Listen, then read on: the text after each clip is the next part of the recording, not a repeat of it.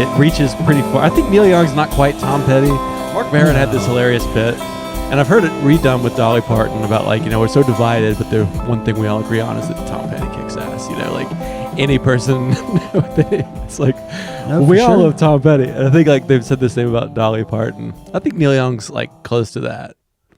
I mean, I would think so. And he's a dude that was like so prolific, and he's done so many different things. So many different types of music and different types of albums, and he was there trying different stuff like the same time.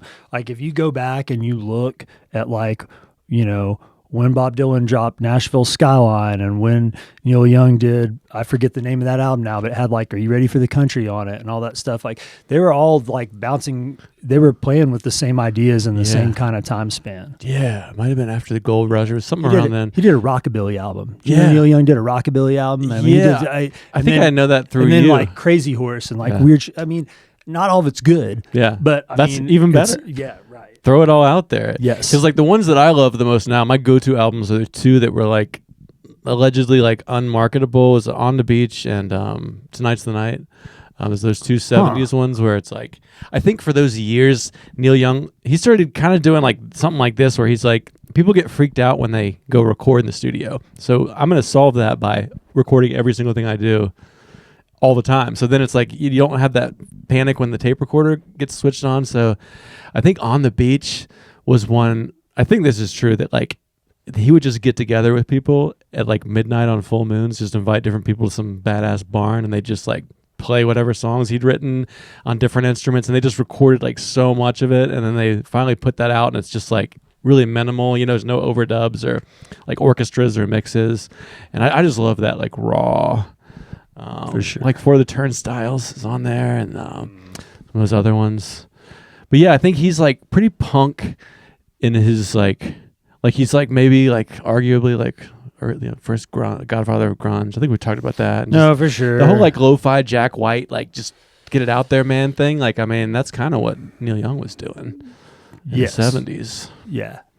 And that's why I think, you know, artists of our generation and stuff latched onto him, and there was that relationship with Pearl Jam and all that stuff. And yeah, you know, but they still hang out. I wonder if that's been a minute. Dude, I have no idea. I have no idea what Pearl Jam's doing. I want to go see Pearl Jam just for because it's like they weren't my favorite 90s band, but Nirvana's gone, Alice in Chains is gone, you know, it's like they're still Chris Cornell's dead. Yeah, R.I.P. Chris Cornell. Right, the big four, it's like they're the only one. Soundgarden, that was like, dude, yeah, man, yeah. And like I didn't get to listen to much of that stuff. What's funny now, man, is like I didn't listen to a lot of that stuff when it came out. Like I couldn't afford a lot of music, and like, you know, it was all like you had to pay a lot for music. You had to pay a lot, and you had to pay like full retail. Like you weren't finding that in like the bargain bin, right? Yeah. So, McKay's. McKay's. Like you weren't finding like oh man, one song scratched for $1. Let me flip through here. Oh, there's Bad Motorfinger. No, you weren't. It's probably not.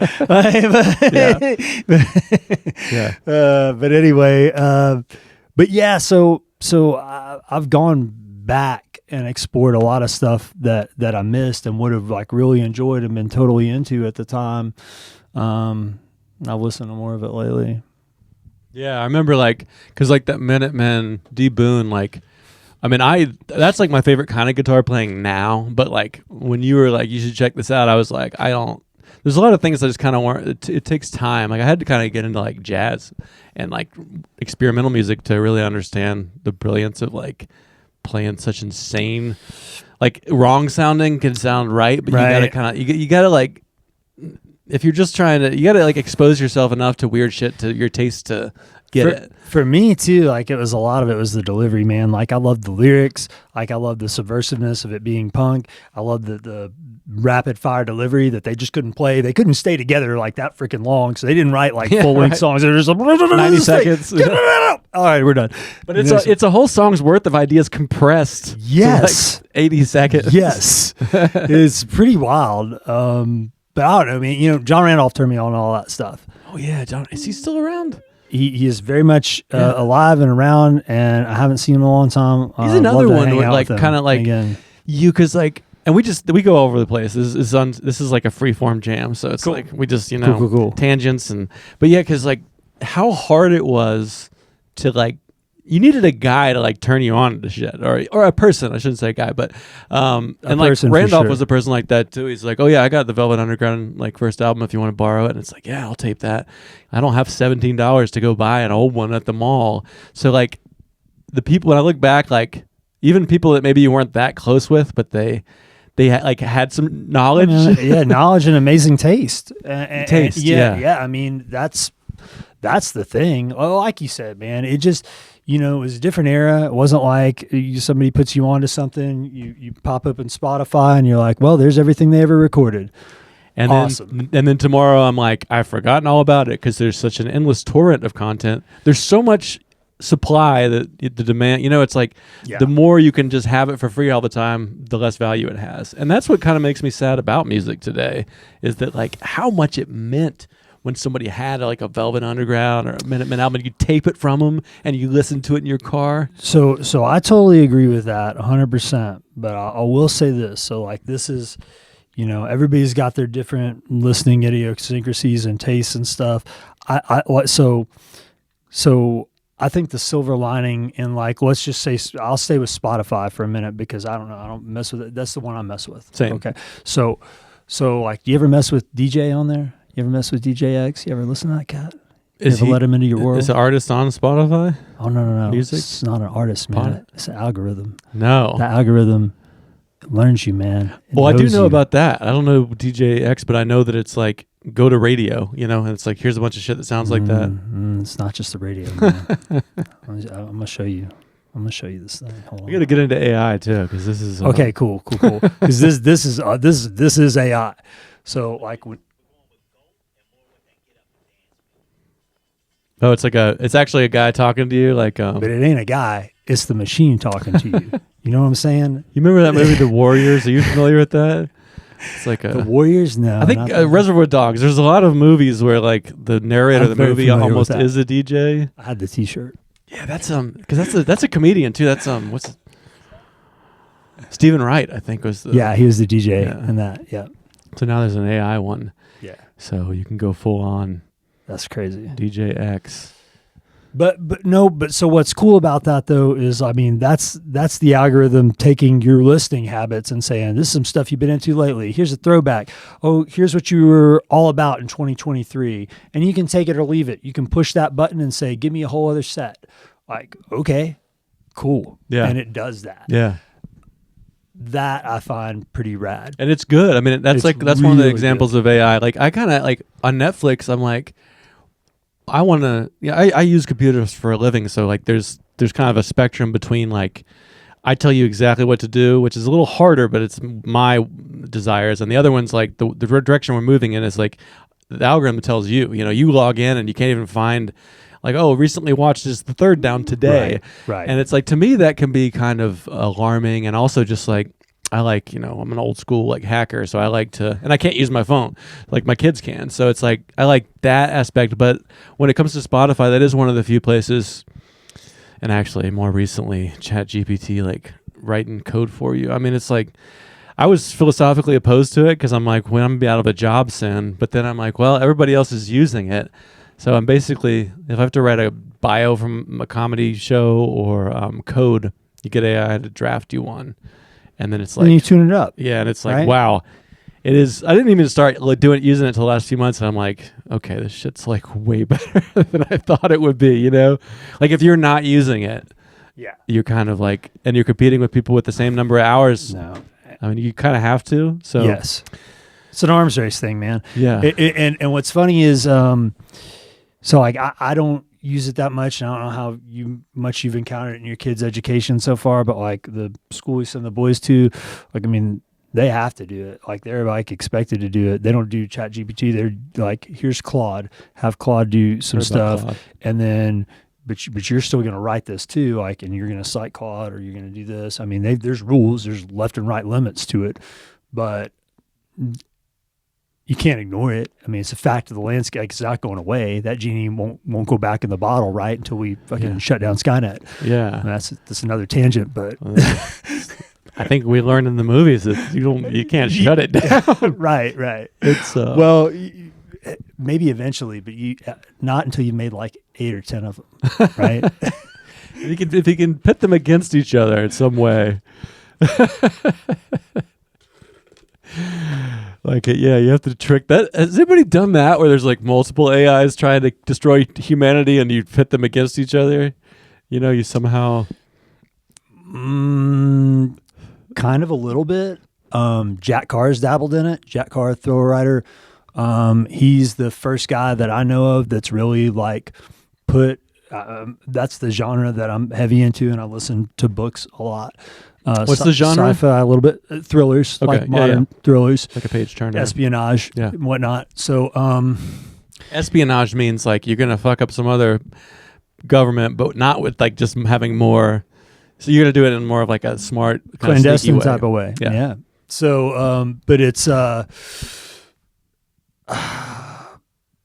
there's an AI entity that's in his books. And I don't want to give a bunch of stuff away, but he's written on that and he's used it in multiple books progressively and built it where it's basically it's a character and it's a force in those books that has agency, and it's really pretty intriguing what he did. Yeah, and I mean I don't want to go on this too far because like I have to keep myself. We were talking about The Walking Dead. Like I had to stop watching it because I can't go if I go too far into apocalyptic. I just can't like read to my kids at night. But I do think like espionage, like TikTok. I mean, I don't like. Do we not like our brains are so plastic? If you look at if you just listen or look at something enough, you're gonna start to change the way you feel and agree. Like this is funny bit about that Ronnie Chang has about how you go on YouTube and it's like. You just want to get abs. You just want to like be better. So you start doing this stuff, but then the guy starts kind of like sharing some of his personal opinions with you. And you're like, but you kind of already know the guy and you like his voice. And then it starts to get like these weird conspiracies. And then the algorithm's like, since you liked that. And before you know it, you know, you're just an insane person with all these crazy views. And you just wanted to get fit for your swimsuit. And, it's funny, but it's like, this is a real thing where, I mean, if you wanted to like, you know, just melt the brains of a population, like you could just be like, just show them. Yeah. I mean, we're entering like, that's so real. I even noticed that I real. Like, you know, I gotta like be careful if I'm going to like listen to certain podcasts. Cause it's like, I might like the artist is being interviewed, but then if I listen to enough hours, I hear myself sort of saying something. And I think I'm very strong willed and aware, but I'm like, we're still just, our brains are just plastic. But they are super plastic. And the funny thing is, so like full disclosure, because you know me, man, I love people. I love hearing people talk. Like, not into podcasts, like typically not like, and I can, the same thing, like if a guest is on or something, like I can go to certain episodes, but even the ones I like the most, like there's nothing for me that I'll be like, yep, that guy or that gal, like I'm listening to all of them. Right. I got to hear every episode. I think that's good because you start listening to one person enough and that's like, their voice is just in your brain, like whoever, Rogan or whatever, it's like you're just hearing him like hundreds and hundreds. That's not good. That's not. No. He's not in your house. He's not your dad. Like you. No. It again, like that for me. People want to relate to stuff different ways, but that's what I find so liberating about fiction and about those genres. Like I listen to all those thriller books because they're plausible. They're like totally, you know, shit just like that is happening every day, but. You don't have to have the blood and guts, the real blood and guts on it. Does that make sense? Yeah, like totally. The consequences and the stakes are different, and you can follow characters over a number of books, and it progresses, and you see like what's the author thinking now, and like I'm still enjoying a piece of art that somebody made for my enjoyment. Yeah, I don't have the heaviness. I don't have the weight of reality on me. And reading is just phenomenal for your brain and attention span. I mean, I think that's like I've been reading a lot of 19th century novels for the last 2 years, which is a big deal for me because I struggled with reading when I was younger because my mind's like real kind of, I guess like ADD, but we didn't really know stuff. So I dropped the D. So you can't put that second D on it, man. It's not a disorder. Is there an H in? Yeah, I mean that's, and I just call it ADH. Yeah, I mean I think, real. But it's like I got it. But those old, I mean, I think in some ways humanity peaked in the, you know, I mean, we have good things now that are awesome, but that was like a time where it's like, if I can read something from that 19th century and it still rings true. Like that's some real human shit. Like whatever's happening on TikTok today is likely a fleeting fad that maybe isn't worth my time. So right. Yeah. So I think that reading is just prioritizing it, because I kind of have to prioritize it and have goals. I'm not just gonna like feel like it, you know. I have to really be like, I'm gonna read this book, and then I notice my writing for music or comedy gets so much better because of it. And so yeah, I don't really consume podcasts anymore, but this is the podcast that I consume as I do it. So right. I feel like conversations with interesting people and then reading like really good books just makes your brain better. Because the world today is just trying to like put your brain in a blender and just turn it into shit. Like, I mean, if you do nothing, it's going to happen. Like, you have to really be like, I'm going to try to like think well. And you can, though. And the crazy thing is, like, you can do it all, and it's all your choices, man. Yeah. Whether you sit in front of video games, or you do this, or you do that. Yeah, you like, can get any education for free. We have endless fucking entertainment. Like, we get to entertain ourselves to death. Yeah. Eat ourselves and educate ourselves to death. No doubt. And the wild thing about it, I think, and like, so full disclosure, like, I don't read those books. I listen to them. Like, I love Audible, like that. Same thing to me. That's art. Like when I hear a really good voice actor that can do multiple accents, do both genders decently, you know what I'm saying? Like the audio plays. I don't know if you've ever listened to like an audio play where they have different people, like maybe a cast of 4 or something. No. Oh my God. It's amazing. But then so immersive. You still say like she said at the end of the sentence? You just take that out. They're like, I mean, they're going to read the book how it's written, but they'll be in the character. So like, this woman's dedicated to this character, and she might play 2 others too, but she does it in a different voice. And then this dude, he's got these characters. But again, you see what I'm saying? It's almost like doing overdubbing a song where you play drums and then you go back and lay the bass line down, and you're like, all right, I'm going to take another pass at it and be the lady this time. That's cool. Oh, it's I've not heard of that. No, I mean, to me, it's high art. I mean, because the people that can do it well, I mean, they're as talented as any actor on the screen, I think. I mean, yeah. And I think listening, like, I don't watch these back, but I hang out with people. Young people like to watch podcasts, so I just put the video up, and I can clip a reel out, so it's useful. But to me, just the voices, like, is so much more mind blowing than watching us and being like, oh, I had that shirt on. Like, probably. I think like imagining it, like, because it's like reading more, where you're not just like, bleh, there's like, here's the images. You have to actually do stuff in your mind, you know. You do. And I think the voice by itself is like more the soul than anything. I think that the body's rot and change, but like the closest we have to capturing the soul is like the sound of a voice, you know. Yeah. Like, no, definitely. So that's part of my interest with this, is just trying to like, and that, you know, that's the interesting thing, especially like, you know, the big ones, like the big podcasts and that, you know, they're out there multi-format. And again, the few times that I do that stuff, my commute is so long, I'm doing this stuff in the car for the most part, right? So like, you know, think 8 to 12 hours a week, I'm probably in the car listening to something. It's either perfect. DJX or it's that, you know. And so the podcasts get mixed in. Well, you know, like I can watch those Sean Ryan reels or whatever, you know, little blurbs on YouTube, and, you know, do I want to watch it? But there's only a few of those that I've watched, like him and that person talk through the whole thing. I've listened to more of them, and you're right, man. There's a big difference. Like, so watching it is worth, like, to me it's less good. But then I get that some people say they listen to them and then they're like, well, I gotta rewind and see the faces for that part, like if you have a favorite part. Sure. It's just interesting hanging out with people in their 20s and being like, how do you guys consume media? And they'll tell you, and you're like, huh, like, it's not even there's just so, like, I don't do any of those things. I don't even know half the words y'all said. Right. So it's like, I don't need to do things young because I'm not anymore, but it is interesting just to see how people like it is consuming. It's like, yeah, I have a friend that has a show that a few people watch instead of like, we all watched Seinfeld last night. Is it already overheating?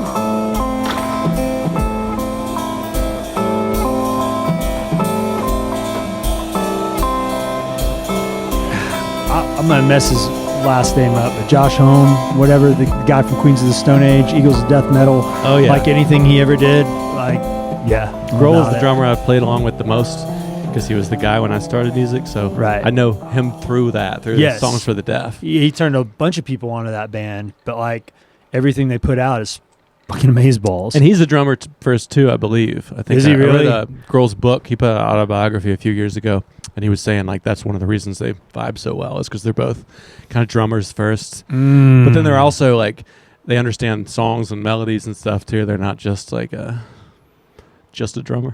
No, for sure. And yeah, they just play a variety of stuff with a variety of people, and it always sounds really good. Yeah, I mean those Songs for the Deaf songs. I mean, good Lord. I mean, it's just like I'll just try to grab a piece of it, but and just try to like slow it down and loop it. Like, you know, a lot of things I can just play along the whole song after a few times. But then those it's like, all right, I'm just gonna try to grab. It's like playing guitar along with Django Reinhardt or something. It's like we'll try to grab some pieces, and you grab that one lick, and you can make a whole song out of that. Like that lick's enough to be a whole song, but they're just like cramming like 100 just killer riffs. Have you ever heard Villains, like that album? Or I've only heard Songs for the Deaf. Yeah. Oh my God, dude. Yeah, check out Villains and check out Them Crooked Vultures. You ever listen to that one? Yeah, a little bit, because that's the supergroup, man. With Led Zeppelin dude. And Grohl. Yeah. And Grohl, yeah. I'll die on this hill. This is one of my favorite records ever made. Yeah. Yeah, it's like John Paul Jones, and then those two dudes. And the songwriting is so freaking good. Who's this? Is Josh Holmes the songwriter? Okay. Yeah. So that's interesting. Kills it. They kind of, it's like almost Queens of the Stone Age ish, but then they also, because I saw I've forgotten John Paul Jones. I saw him with David Rollins and Gillian Welch I guess it's been like 10 years now, but he was playing mandolin with their band. So that's cool. It's kind of interesting. He's just out there doing what he wants. Yeah, doing whatever he wants. And everyone's just why wouldn't you? Happy, yeah. And he just seemed like a very sweet kind of, I guess he's the bass player, you know, so he's just a very sweet kind of quiet guy. Not like giant. You ever go down the Zeppelin? You ever go down Zeppelin Road? So I know the big stuff that people are familiar with, and maybe a little bit more, but I've never gone like super deep. Yeah, I've never gone super deep either. I'm aware because of the drumming that, you know, Bonham is like right. Tangerine's always been one of my favorite songs, but it gets a little, I don't know, it's hard to, after like 30 minutes of that, it's just like you're just like, okay, I mean, I get it, but like, I mean, I don't know, the Beatles, it's just like I Want to Hold Your Hand sounds better to me than like even an early Beatles song than just so it can almost be too much sometimes. Like, no, for sure. And I mean, I don't know. Like, I don't have so much a better for worse. Like, I try not to do that with music, and I try and tell that to the kids all the time. It's just like, well, what sounds good to you? Like, there's very little music that I'm like, well, that's just objectively bad. It's just poorly produced horse shit. Yeah. No. It's out there. It exists, but but you know, I try and give stuff a chance. It's usually just not your taste, or right? Not my taste. Yeah. So, but I still try and listen to punk, and I don't have to make myself like I really like it. I like a lot of that older stuff. Like I can listen to the Ramones anytime. I listen to Ramones any freaking punk. day. I mean, that's like they're not just you're right. They're like the Beatles or something, where it's just the songs are so catchy and good. Yeah, but then it's punk. Yeah, and then it's like monster sci-fi shit thrown in. I mean, they changed and pioneered a sound. I mean, they did a thing that inspired a lot of people. And I can just learn one power chord shape, and I could be in a band and write a million awesome songs. So there's this one band that's later, maybe they were 2010s and stuff. Stiff Richards, those guys. Stiff Richards, Punk? Man. Yeah, yeah, hard dicks. You know, Stiff Richards. They're amazing, amazing. But like there again, like I've listened to whole albums of their stuff, and I'm like, man, the songwriting's good. Like they're checking every box. Yeah. It's just good music. Yeah, you just triggered me on another one. There's a band that I just went through a huge phase, modern-ish, from the 2010s, called Culture Abuse. It's like they call themselves the last punk band, but it's like amazing songwriting. It's so good. I'm gonna forget later. Yeah, you dropped the name on me, and it was Culture. Yeah, I'm Abuse. the same. it'll be captured on the internet as well. But yeah, they actually, I mean, it's so punk and so fast and so raw, and it's only about 30 songs, I think, which is kind of.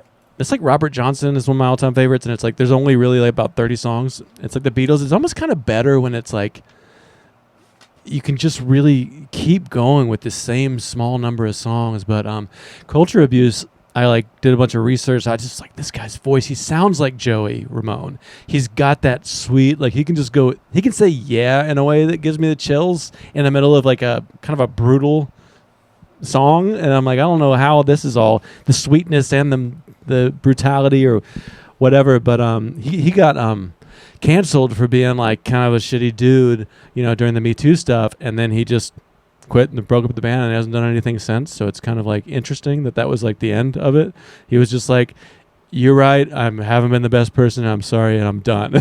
He's got cerebral palsy too. It's just a very interesting wow, like it makes me want to. I'll play along with that stuff sometimes, though. I think punk is probably for the young. I don't know.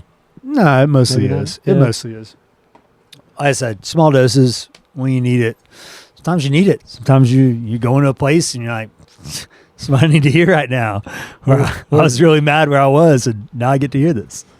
Okay, so it's more about where you've been that you're like, I got to blow off some steam. Either one. The PTA meeting was... there were some stiff dicks on that shit. For sure.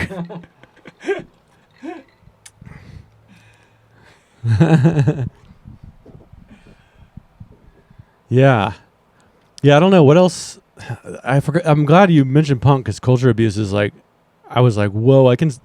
Sometimes I almost get worried that there can't be another new band that makes me feel as much, because like you have your things from when you're like 13 or wherever. And you're all the chemicals in your body, and then you can get to an age where you're like, well, I could just keep listening to the Stones and the Beatles and Robert Johnson and Django Reinhardt and James Brown for the rest of my life. Why would I even listen to something from this century? And then but then I feel conflicted where it's like, well, it's good to sort of know what's going on. I think it is, and I mean, I think there's decent stuff crafted every day. We probably just don't hear about all of it, but I think the thing too, so sometimes it could either be an artist that you've been into, maybe even since the last century, and they've aged and progressed and they're doing something different. Maybe it's interesting and new, or maybe it's not as good. Maybe it's better. You don't know. Maybe they just got older. Whatever it is. Like, dude, I can still listen to Beck. Love Beck. Even his latest albums. Like, Beck never fell off. He never left. Never left. Yeah. Everything he's done, I'm there for it. I went back to Mellow Gold a few years ago, and I was like, wow. I didn't realize... I liked some of the songs on it at the time, but I'm like, this is so genius. Like, just how all over the place it is. But if you go back just a little bit before that, like right before he got signed, like the album with Beer Can and all that stuff, it's about a hard listen. Yeah. But I mean, he's getting there. You can see that sounds taking shape. And that's the thing about music to me, though. Like, maybe you don't hear this artist until they're in their 30s or 40s, and you didn't have to hear them come up in a garage or whatever it is that their debut is. That might be the interesting time in their life that they put out something that speaks to you.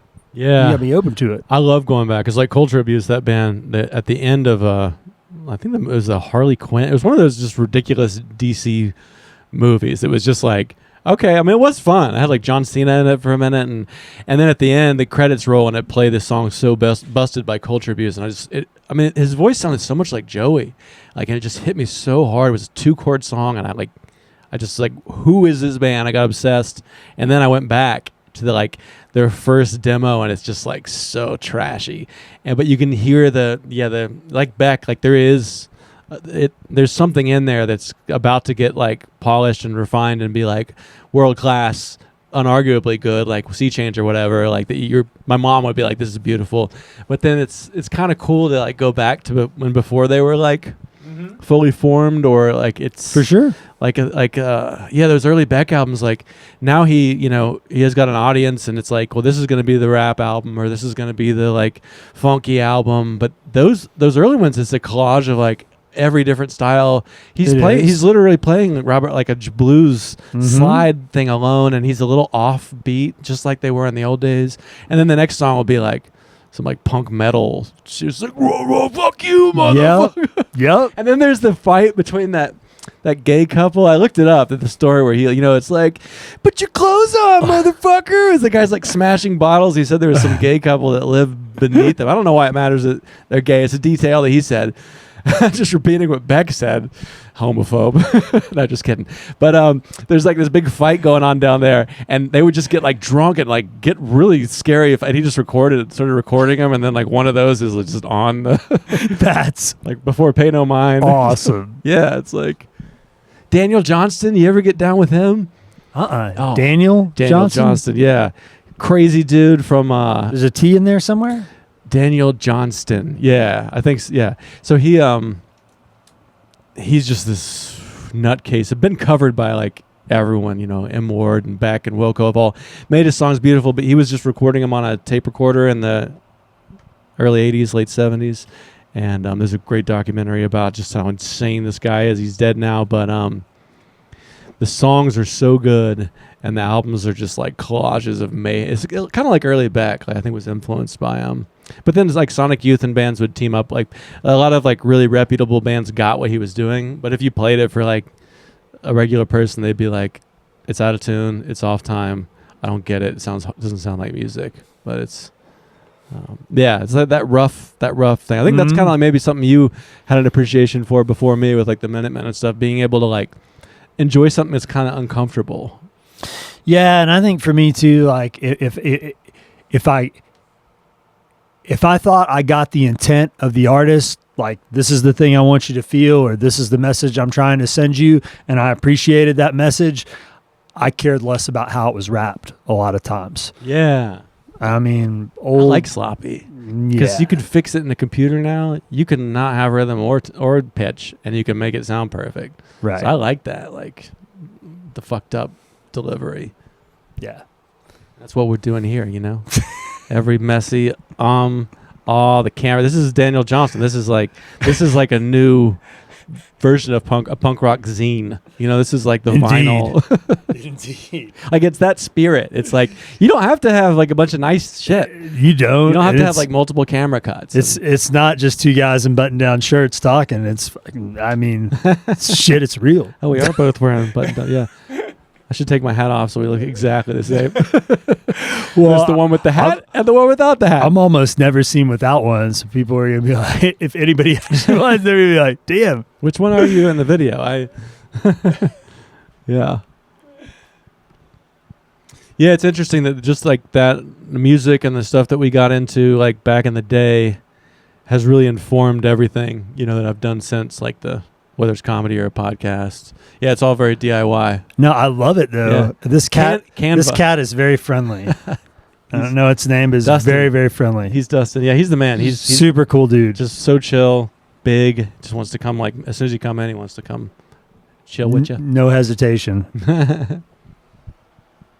But yeah, you remember when we had a radio show from like 2 to 4 in the morning? Sure do, man. 90.3 The Rock. That was a time where it was like there's still no songs on. It was pre-Napster. It was like 2 years before Napster. So you could go into a place where they had all these CDs. Like it was amazing. All we have to do is host a show that no one listens to. Most of them were bad, but it didn't matter. Yeah, right. I think the good ones had already been stolen by other DJs. For sure. For sure. But yeah, that was a magical time. The very end of the century, the late 90s at UT. It was, and so we were there last weekend. We went to the Big Orange preview with our oldest and stuff, and we showed him. And man, like that quad, like where we all used to hang out and stuff, still there. About to get bulldozed probably in the next few years, but they're having to replace all that stuff. So the 3 halls there, right? We stayed in I forget which one. There's Reese, and there's another one, North and South Carrick. Yeah, you sit out there. Everyone smoked in those days. Bring a guitar out there, hang out. Yeah, I mean, I that was a hard culture for me. I don't think that living on campus. I mean, it was great. You were great. And there were a few great things, but the year that I think of is like fucking 99, the Y2K to 2000 when we lived in that house. For sure. I mean, that was like. That was like, I think about that all the time, like that, just living on that weird house at the end of the cul-de-sac road with the train tracks. Watch The Big Lebowski how many times? Oh man, and what a great decision! Don't even know. Isn't it insane that like fucking dude, man? Everybody, that's such a well-known cult movie. I thought we were the only like. Nah. We missed the festival. They used to have the festival. What we should have done is gone to the festival in Kentucky. I mean, it's still. They'll bring it back, maybe. I remember one time we were watching that movie for like the 68th time, and you catch like a new thing each time. And there was the time where I was watching it with you, and I remember Donnie like just bowls strikes the whole movie, and then he bowls it, and the one pin doesn't fall, and I was like, "Oh, dude, I figured out what that means." And you're like, "It's foreshadowing his death."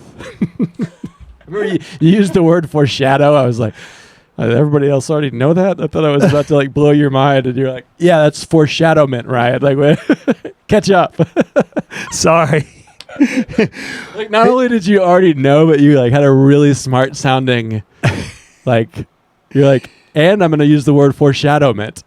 So felt like about 6 inches tall. Recently, I just saw in the past week or something, I saw something where Jeff Bridges is in this theater and he's talking to all these fans, and they're talking about the movie, and he's just up there like sitting in a chair just chilling with the mic, and somebody asked him, like, I guess he's taking questions from the crowd or something, and I guess there's been this long-standing theory out there that Donnie's not actually real. That Donnie figment. Yeah, and it's like maybe a figment of like Walter's PTSD or something else, or I don't know. But anyway, he like explained this whole thing, and they're like, "Well, I could see that." And, he's like, but he's the dude about it. Anyway, it's awesome. Yeah, he's like, he's got to kind of be the flavor that you want, whereas like he's not going to say yes or no. Right. But I think that's the mark of good art, is that like it's like a Neil Young song. Like, they're not that literal. It's like, what the hell is he talking about? That's like, you can put your own life on it. I'm going to tell you, I think possibly maybe the best guy ever at it is fucking Tom York, man. Yeah. That dude's lyrics, unbelievable, man. Yeah. Unbelievable. Yeah. I don't know if I told you this or not, but like I listen, I mean, there's in Rainbows, there's a whole podcast. They got weird fishes on it? Oh, yeah. Yeah. God damn. So there's a whole podcast series that I listen to, and I forget the two guys. I shout them out, but like they do it a lot. They music podcasters, big music guys, and they do the whole album, one episode per song. Yeah, I would love like that. 45 minutes to an hour. Just look it up. Like I'll find it for you. Yeah, send it to me, because I love that kind of stuff. There's this podcast I love called Bandsplain. That's, that one? It's like it's this lady, Yasi, who's like used to write for Rolling Stone and interview people and stuff, but now it's like, oh, you want to learn about the Replacements or whoever, like for the next 6 hours we're going to do the whole story. It's kind of like she goes out and she reads every interview, listens to every album, goes nuts, and then it's like, let's do Johnny Marr's childhood. When did he meet Morrissey? And you go through the whole thing. And to me, it's just like, I love that. I mean, I love going through the songs, and then when they get to the albums, they do what you were talking about. But it's almost like you start to see patterns, between all these people who have done these great things, and it's just always inspiring. All the amount of like adversity and trauma and all that kind of stuff that, like the alchemy of. Well, and I don't, not even just that, but like the themes and all that, but like the unsung heroes. Like I think a lot of times, like in the past, like I didn't think enough about the producers, but like, I mean, dude, they only worked with the one dude, like Nigel Godrich or whatever. Like, that's their guy. And he did all the Beck albums. He did all the Beck albums. Like, most of them, yeah. Starting at like whatever. Yes. Yeah. Like, shit, man. Like that's beyond amazing resume. Like, what do you say about somebody like that? Like, they got to be the best because they've only worked, they work with the best. Yeah. He makes things sound real good. I will never know what it's like to be produced by anyone, but right, but I'd say it. Yeah, I mean, it's like for sure. I mean, that's a very interesting thing about Nigel is like I like the Strokes a lot. I really love their first album, and they excellent band. The first album was, I mean, it's so good just to come out. They were like 21 or something when they did it, and for their second album, they were lined up with Nigel, and they started working with him, and for whatever reason, it just didn't fit, because it's like, even though they're both awesome, it just didn't.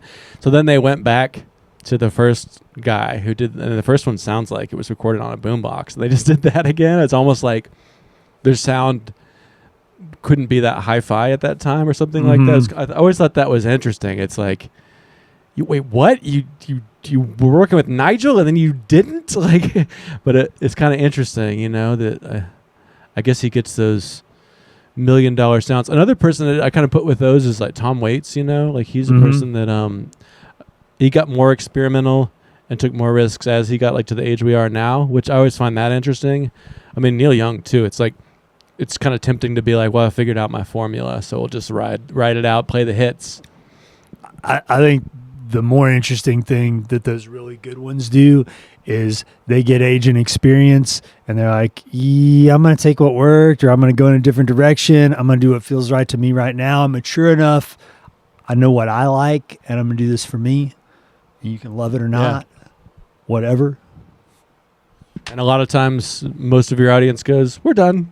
And it's like, so you're always like, I mean, that's like, whatever fame is like, I mean, it's like, you got to follow yourself. I mean, that's, as I get older, I think like being, like not having the pressure, like of, I've kind of been close to people where you do have to follow yourself, and you made it up to this level. You're at the Orange Peel, you're at the big theater, and then you're at the Orange Peel, and then you're back at like, like, so then, the Orange Peel feels like a small room for you if you made it beyond that, For but sure. if I get to play there like every few years, I'm like, this is I'm like smiling for a month afterwards. There's like a dopamine thing that happens too, where this is hopping all over the place, but this idea that like people that aren't celebrities might be more interesting to listen to sometimes than people who are like the old school who you'd see on Leno. No doubt.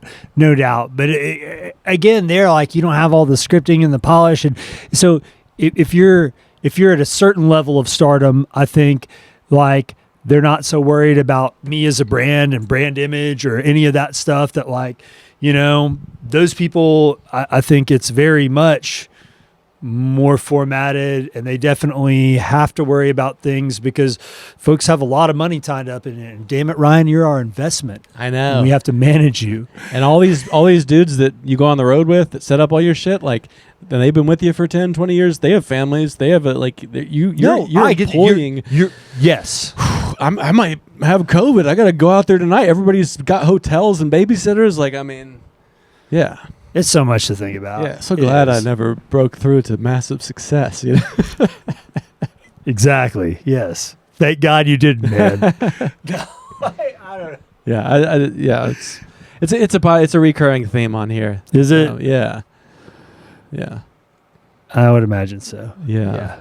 But yeah, those were kind of just magical times. I think, just like maybe like 23 to 13 or 13 to 23 or something, and like the Knoxville years where we were kind of like, there's really a sweet spot there where you're like 20 and you can 21, you can go do whatever you want, but you don't have the crushing responsibility that we have now of mortgages and families. But I mean, I guess it's like another way to look at it is it a crushing responsibility or is it a molding responsibility? Because if you want to think about it that way, like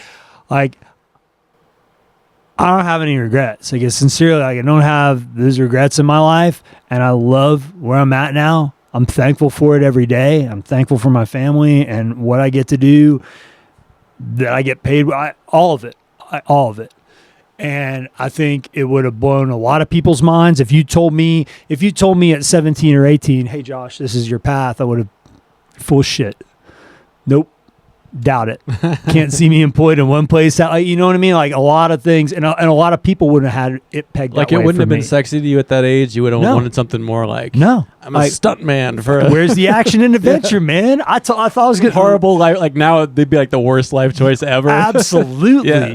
You'd be yes. like, but crippled and broke and alone. Yes. 100% that. Yeah. No, I have thoughts like that too. Yeah. So anyway, I don't know. I don't know where I was going with that, other than to say, Like looking at this stuff, and I think I was being a little ironic when I'm saying like the crushing responsibility. I know that, but I'm also being like pretty serious too. But like I agree too that like I'm living like my dream life. I mean, I have everything. I'm like a family that I love. Like I mean, I have no desire. Yeah, we have no desire to be on the dating apps or to be like trying to find a house or whatever young people do. Good Lord, it looks so stressful and horrible. And I listen to people at open mics every week talk about the apps and stuff. I'm like, I made it out just like Emily and I met just before you had to. Like it was like 15 years ago. It was like if you're dating on the internet, you're a fucking loser, And now it's like that's the only way. Correct. Most people. Right. So you're right. Looking for a house, any of it. My brother, we moved him in last weekend, last Sunday, and that was the end of a 4-year search. Moved him into their own house in West Knoxville. Oh, nice. Couch? Yeah, man. Probably doesn't. No, not so much. Tim, my boy. Yep. So that's pretty awesome because their stuff's been in storage for like years. They've been living in another place in East Tennessee, but he can get all his stuff out, like set up a studio again, do all those things. He's still making the music and stuff? Dude, yeah. I need to check out some of his stuff. Works for UT now. Oh, really? Yeah. What is he? Media department. Oh, nice. College of Information Communication. So you got kids? So he's just doing what he wants? No, he's deprived of those valuable molding experiences that we get Okay. So... I would not be doing this if I didn't have kids. Like that, right. The hardness of it makes my life good. So I was saying it's double-edged. Well, it is double-edged. Here's more the point I'm driving at, right? So you can have people like we've talked about people, whether they're musicians or whether they're whatever, that they're the best at something, and they're like at the pinnacle of this, and we love them for this one thing that they do, right? In society, like we revere them for that. I don't care what it is. It could be kicking in a door and shooting bad guys in the face, or playing to a stadium of tens of thousands of people, right? Yeah. But there's trade-offs for that. For most people, there's trade-offs for that. I mean, it sounds like a Black Mirror episode to me. Like you can never just walk in a room again in your life without it's just the room changing and everyone looking at you. Nightmares. Yes. Yeah. You never know if anyone's even really likes you or if they're just like, maybe I can get some of that Santos fame, Right. Like people, you can't trust anyone that you've met after that. Right. Everybody's trying to fucking sue you and shit all the time because or cancel you just because like people want to see you. A lot of people want to see you fall. Sure. Like, there's people would love to see Taylor Swift get ruined just because she's not been, So she has to live with that every day. But she does. And I don't know. We saw her on that too. We saw her on the Eras tour. Danielle's a big fan. We went. She puts on a hell of a shit. She's amazing. And she's freaking amazing. The songs are good and well crafted. That's like one of the things my kid listens to. Where I'm like, it didn't hurt that Ryan Adams covered that album before it was canceled.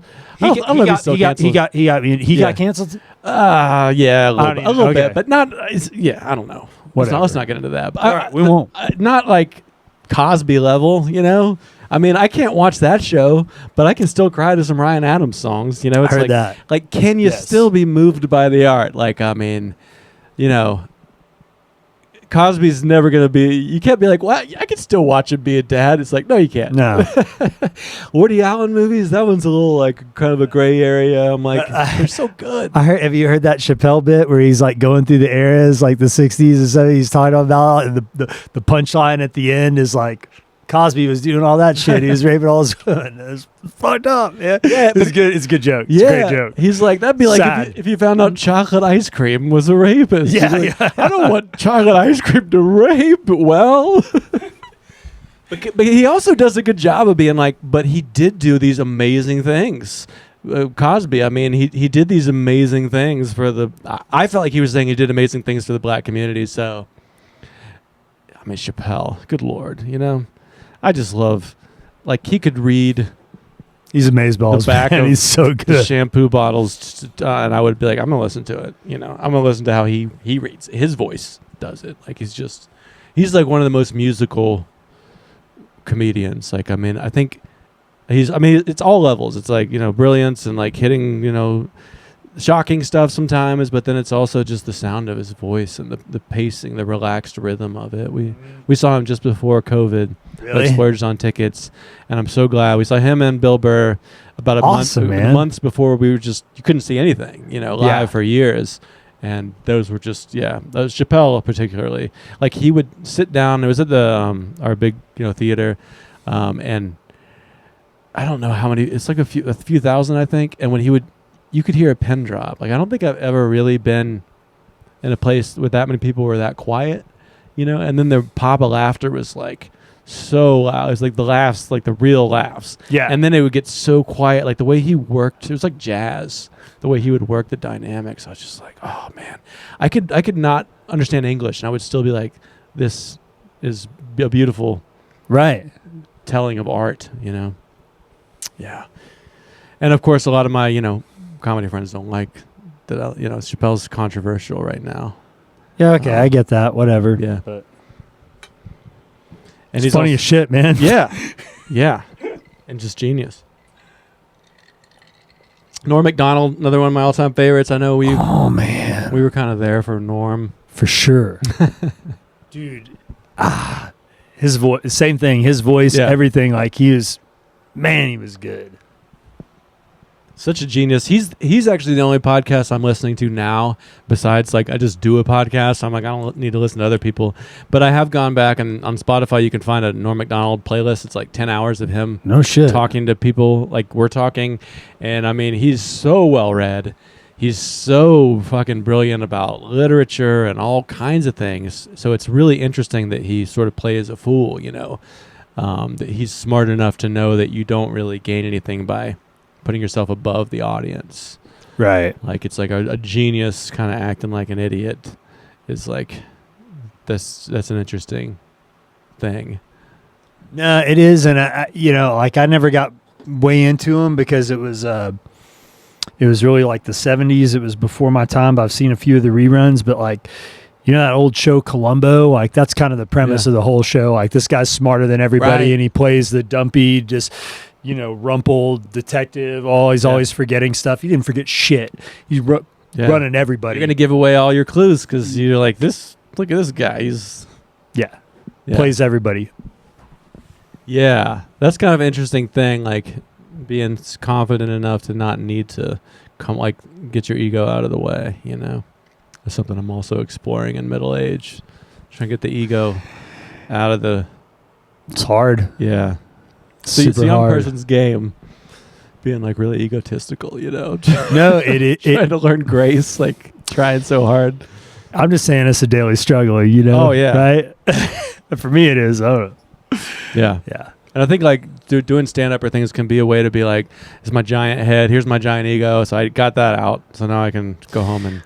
Especially when you can, like, I mean, like, you're a super witty guy, like, the effect of comedy and laughter on people, and for me, it can always be tempting to just like say mean things or use wit. Like, man, I could have this whole room roll. I can make a fool of this guy right now. I just, not be petty and shitty, and try and rise above it when you can. Yeah, you know what I mean? Yeah, like what kind of laugh are you getting? Are you throwing? Is it benign or not? Because I'll never do like crowd work should never be mean, right? Unless you're like, that's your brand. You're that one person like Doug Stanhope or somebody where it's like, I came because I wanted him to shit on me. But that's like, but I see that happen a lot where people are like, oh, what are you fucking... It's like, first it's like, why is nobody sitting in the front row? Let's get some people up here. And then somebody sits there and they're like, well, this fucking idiot. It's a trap. It's a trap. It's like, this guy's like, he's terrified. Like, you gotta... It's not cool to be mean to people. Like, you might think that's what you see Chappelle doing, but he's really... There's a lot of empathy there too. Tons. You might have heard your like that 1 minute reel where it seemed mean, but like being mean doesn't work. It doesn't work out. No. In my experience, most like really successful people are very kind or can at least have manners. Right. There are some exceptions. There's a few people that can push asshole all the way through. Clearly. But I mean, you want to be that guy? You want to be that like a professional asshole? No. Like Ron White. You know Ron White? Yes. Like, I mean, I love when he's an asshole. I don't know why, but like he like breaks all the rules. Like if he's like, and these fucking idiots were wrong and I was right, I'm like, go Ron. Like there's occasionally someone can make me like him. as an asshole. Like Roseanne maybe was a little like that. I don't know. Probably. Yeah. Maybe not. Maybe she's a sweetheart. Yeah, but I know what you're saying. Like professionally, she definitely did some things like that. Yeah. I love Roseanne too. She's kind of like a first. Remember how big a deal she was in like her show? And it was super huge, and that was Goodman? like, yes, but that was like forbidden for me. Like I couldn't watch stuff like that. Really? So, yeah. By one of your parents? Yeah. Your mom? Yeah. She wouldn't have been into that. But I was aware of it, man. Like I knew it was like a cultural sensation. I'm just saying, like I wasn't a guy that like watched it every week. I didn't get to. Were you guys like? Was it like a Christian home at that time? Mm-hmm. Okay, well that makes sense. Yeah, I mean it was very threatening to the status quo. Like I'm fascinated with Roseanne. Who's also been canceled. Everyone that I really like is dead or canceled. It's What's that tell you? So I had this. I don't know. I'm. The way I always told it to myself, and I would tell it to people, is the problem with heroes or anybody that you idolize is on a long enough timeline, everyone's compromised. Right. By something. You die young or live long enough to become the villain. Right. I guess we can wrap it up soon. No, man, but it's funny. Sip when we turn 50. Well, because a few months ago, like I was referring to myself as middle-aged all the time, and I had a teammate, a coworker, like pull me aside one time, and he was like, "Hey, man, you think you're gonna live to be 92?" I'm like, "Nah, bro, I don't see that at all." He's like, "Well, then you ain't middle-aged, brother." I'm like, "Damn it, man, you got me." It's worse than that. You got me. I thought they were gonna pull you aside and say something encouraging. Like, No. you're elderly. No, reality is what that guy dropped on me, and he's a great dude. I think you can thank him for it. You can make it to 92. You never know. Well, that's true, but I think it's possible. You look like you're probably gonna get there, but I mean, you never do know. I mean, my dad is 81, and it's still a worthwhile quality of life. Good. I don't know if you spend a lot of time with 92-year-olds. That's what I'm getting at, bro. I don't know if that's really the goal or not. So I won't say nothing one way or another. In my early, yeah, we will. I mean, maybe the world won't. I mean, that's my biggest fear is like, I don't mind how. There's a decision matrix going on here, but I did speak to I want to stay on the 92-year-old because I spoke at a Rotary Club when I first started doing speaking. I was too scared to do comedy, so I just went and spoke to like elderly people. I did Toastmasters. That's what I thought. Okay. I was just like, I've been up there singing, but I'm aware that I'm not comfortable telling a story. We talked about Todd Snyder at all?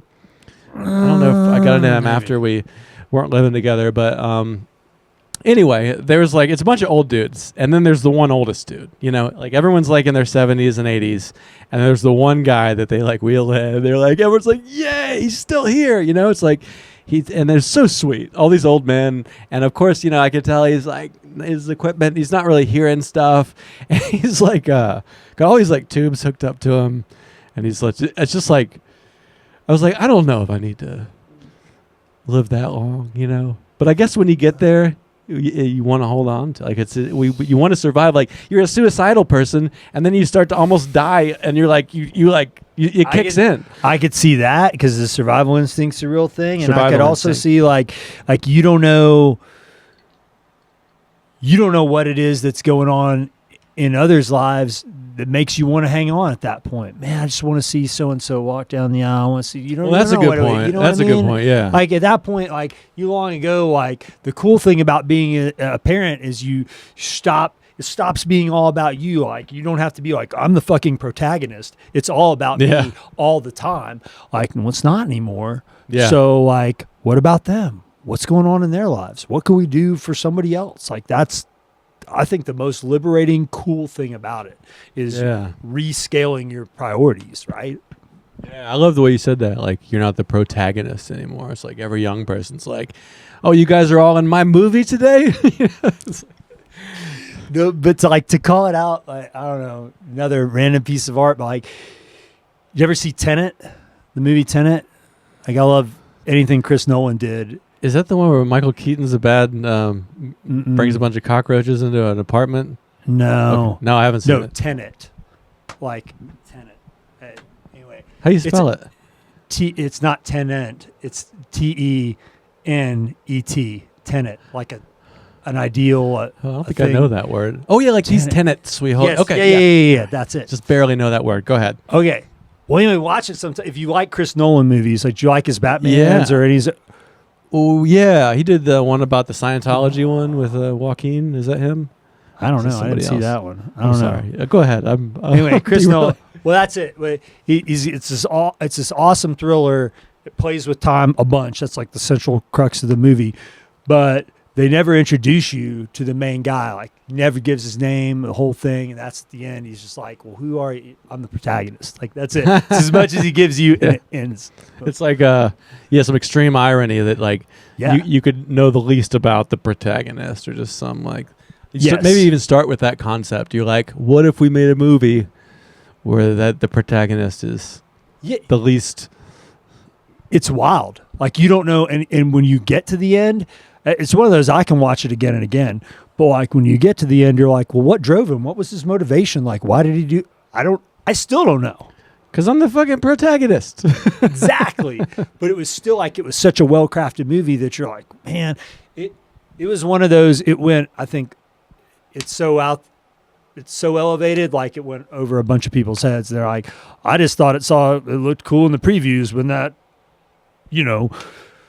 truck hit that big thing on the interstate. That was wild. I mean, that would be me. There's more to it than that. Because I have to watch a movie multiple times. Like, we watched Everything Everywhere All at once, and Emily was like, it's brilliant. I'm like, I don't understand. I still missed that one. Is it good? Apparently. I need to watch it, okay, 4 more times. But I got you. It's like, that's what I like about that's why I can't listen to books on tape, is because it's so often that I have to pause, go back, or like it's like because I was thinking about something else, or I'm just like, wait, who's that character? Like I've embraced that I'm a slow reader, and that can be a good thing. But with movies, it's the same. It's like that's why I love like the Coen brothers, or movies that are paced slow.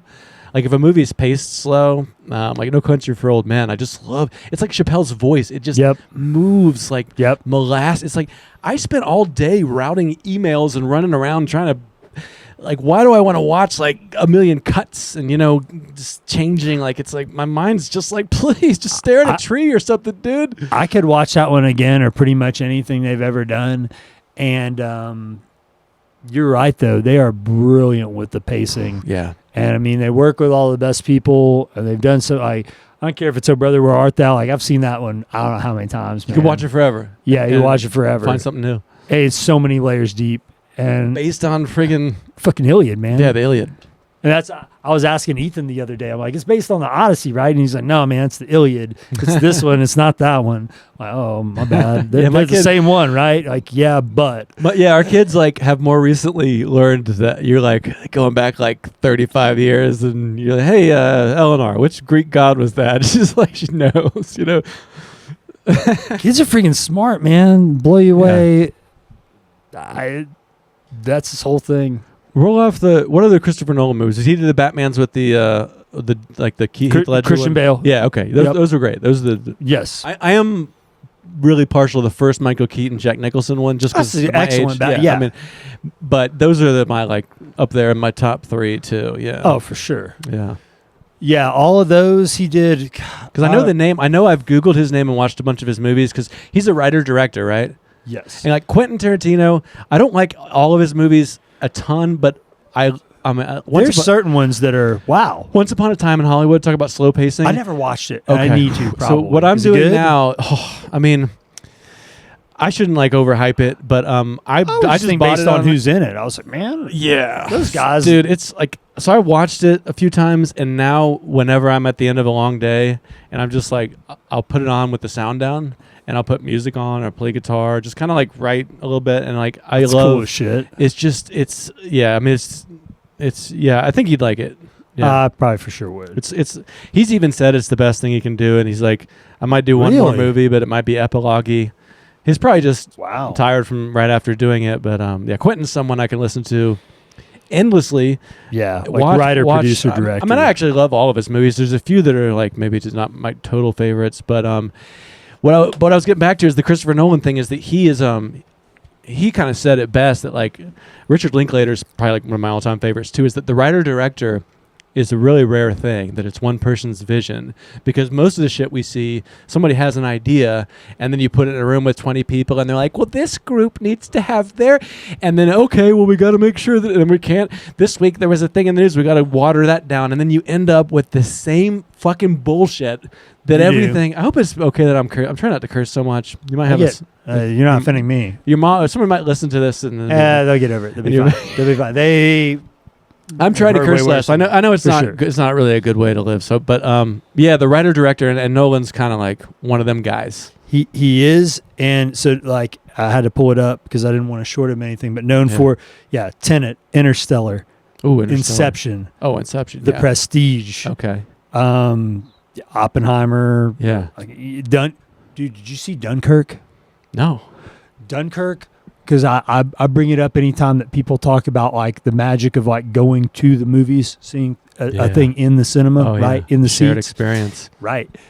I'm not joking, man. Like I white knuckled like, and it's got such amazing people in it and actors that I really like watching all the time. Like Tom Hardy, I think is a great actor.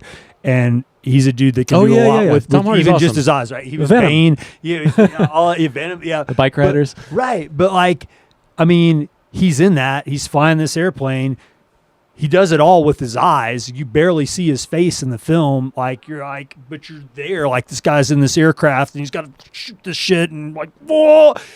It's just so, dude, it's so intense. Like, that movie was like, whoa. I mean, I don't know why I haven't seen some of those because, like, he's one of the ones where, like, that's how I've realized, like, I realized a few years ago that, like, my favorite movies, 90% of them are, like, a writer-director or a team like the Coen brothers, but it's not a big studio. It's not a big, like, let's do all the, I mean, I like the Marvel stuff or whatever, but it's, like, it's not the level of art that, like, when you find a guy, Linklater, like, the guy, he did, you know him, he did Boyhood and the Before Sunrise, Before Sunset, Slacker, Dazed and Confused. Oh, okay. But he's another one where it's just, like, just that's his thing. Yeah, but and very low budget, too, where it's, like, it's almost like the first podcast where it's like not a lot. It's just conversation, dialogue, like amazing dialogue. Kevin Smith also, but I don't know. I haven't seen everything, but like another just like a voice. Like that guy comes out and you're like, you can make a movie like this. Well, you don't have to just make it be like the way movies are. Well, and they're like, I mean, you're talking about Kevin Smith, like they can spin stuff off and they can make these characters and they can be totally meta and they can do. I don't know, man. His stuff is pretty impressive. To bring it around full circle and say like here's like the pinnacle of like commercialism and like just shit for stoners, like you can be Jay or Silent Bob on like Call of Duty now. Like, I want to buy the Jay and Silent Bob skins. They've made it all the way into the they're fully ingrained in the culture. Isn't it weird when you live long enough to see? Yeah, it's really like it's super weird. I read Keith Richards' book, and he was like, of course they were just trying to lock him up, and it's the end of the world. He's up there literally saying he's the devil in the '60s. Yep. And then they stuck around long enough to where there was a point in the '70s where it's like, the Queen's like, get over here, guys. Like, there's like Mike Tyson was like that. Like everybody was like, I hope he doesn't get hurt. He's our grandpa. He's America's grandpa. I realized like, if you're the villain, we were saying that you like if you live long enough, you become the villain. But maybe if you start as the villain and you live long enough, there can be another side, dude. Hero. For sure, you're on the other side. You're like, you had to understand the times. It's all right, yeah. He murdered a bunch of people, but that was back when it was the time that they needed some murdering. Yeah, who was the person you said that started this all off? I don't remember. The person. That's a challenge, is getting back to there's a main line. Were we talking about Chris Nolan? Or were we talking about what? What were we talking about? It was somebody that lived long enough to become the hero. Didn't you say a guy, or did I start that one? Oh, well, dude.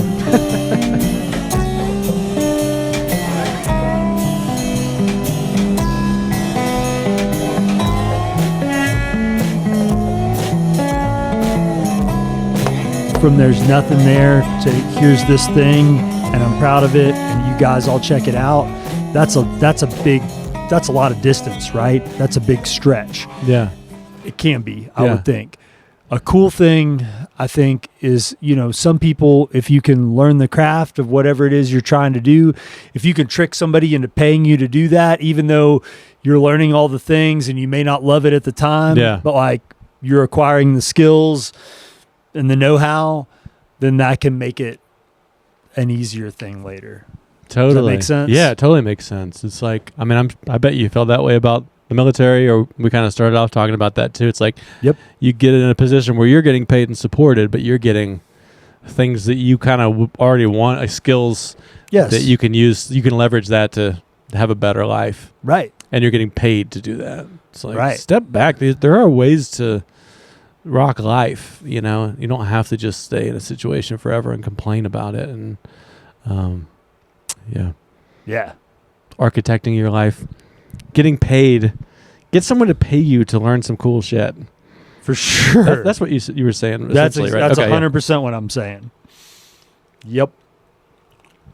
Yeah, I mean, I kind of feel that way about working on a computer for a living. I mean, I like coding, and I think coding is kind of like learning how to think, optimize, like I'm sure, like even like military stuff. I mean, there's like, or like Amazon, delivery, like that's very algorithmic. Like, how do we make a big group of people or structures more efficient? That's kind of like what coding is. And man, have they done it? Yeah, I know. Yeah, it's insane. Whoa.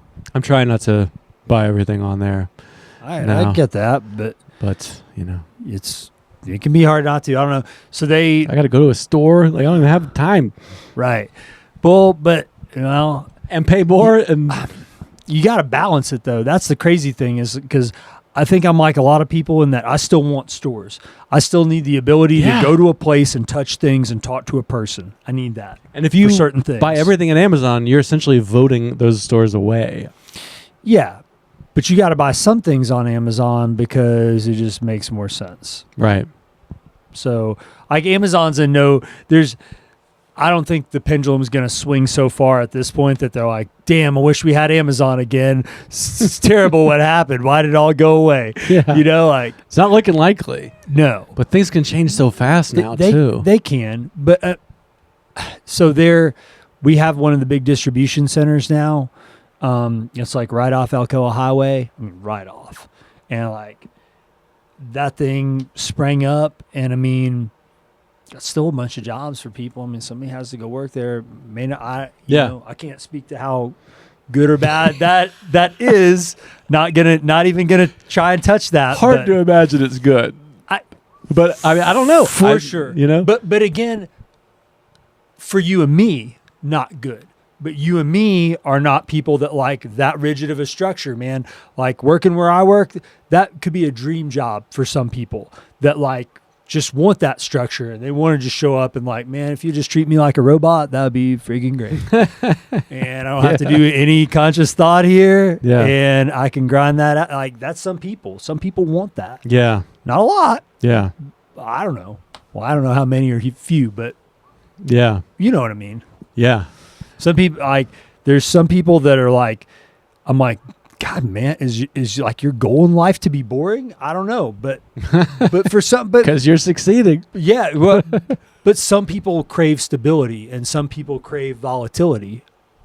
Yeah, I wonder. That's a whole spectrum, right? I wonder, like, what that breakdown is, and what causes, if it's like 50-50, and like if that's nature and nurture, or how that even, Well, there's some of both in there. I think there's some of both in there. For sure. I mean, I do think that, like, I'm always like, everyone should be, sometimes I have the thought that, like, we're all artists, really, and we need to find it, and it would be more of a utopia if we did. But then I'm like, well, you need people in the audience, like, you do. You need people that are, like, that's kind of the problem with, like, social media reels now, is like, everyone's like, I'm a performer. It's like, well, some of y'all got to be in the audience, We're all trying to be famous now. So yeah, it's weird, man. So we definitely are, and I've always had a dream of writing, of like, and again, not what people think of as high art, like, but I do. Like thrillers, like that would be my jam. Oh yeah, thriller could be high art. It totally can. I mean, it wouldn't pack theaters if it wasn't. I mean, yeah. Yeah. The elitist thing. If it's popular, it must be dumb. It's like, no, dude. Like it can be levels deep. It really can. So, anyway. Yeah, I mean that's why people hate on Taylor Swift or the Beatles, because it's like you don't like that everybody likes it. So it's like, but it's something must be happening there if that many people like it. I mean, like It's not I would love somebody to make the argument, like somebody tell me that the Daniel Craig 007s aren't good. They're freaking good. They're good movies. Oh yeah, like that's a good run. Yeah, that they had. He's one of the best. Yeah. Yes. Is he done? Has there been one since him? He's done, and they haven't named the When are they going to get a black dude in there? Like, totally could happen. I think that maybe that's the hang up. Yeah, and I don't know. Yeah, I feel like because dudes could totally pull it off, and that's part of the whole thing. Like Tenet, like it's a black protagonist. Yeah. And like wow, and not wow because of that. Just I don't know why wouldn't it be? And that's the thing.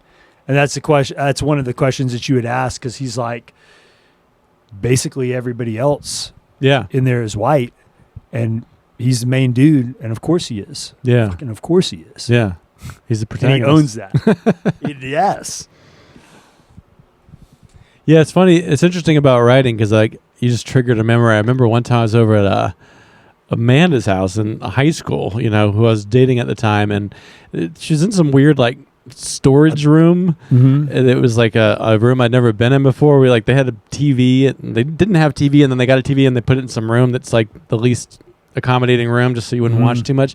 And we were going through her old stuff, and she had a story that you'd written and given her like years before, like in like maybe when you guys were in like a Jefferson together, like junior high, and it was like written on a typewriter. You had like written a story on a typewriter. I would have been on Bob's typewriter. That's where I learned to type. Man. She had a Royal.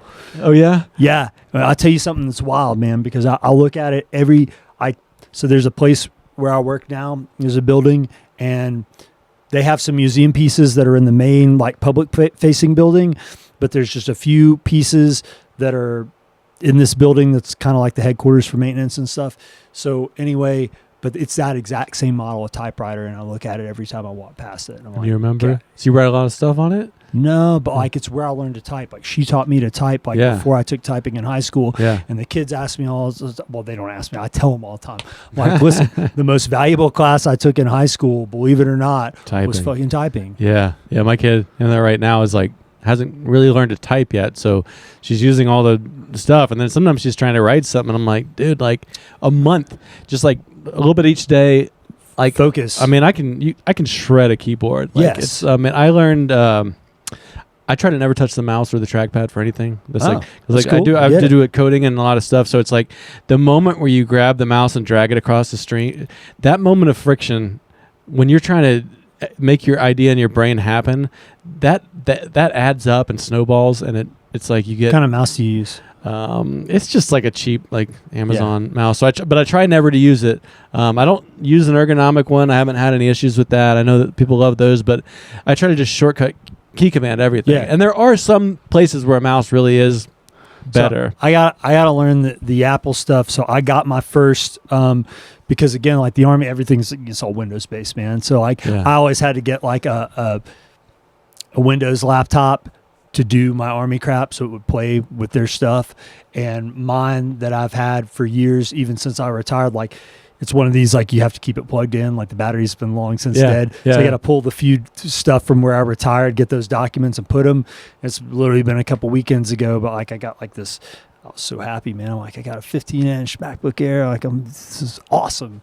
I just got the case for it this week, so it's not like super slick and sliding all over the place on me. But anyway, really enjoying that. But I'm just this is the first time beyond the phones that I've like dipped my toes in the water. Like I've known it's awesome, but now I get to experience it. Yeah, it is great, and I kind of hate that it's so great, honestly, because like philosophically, I mean, I certainly don't like Windows, but.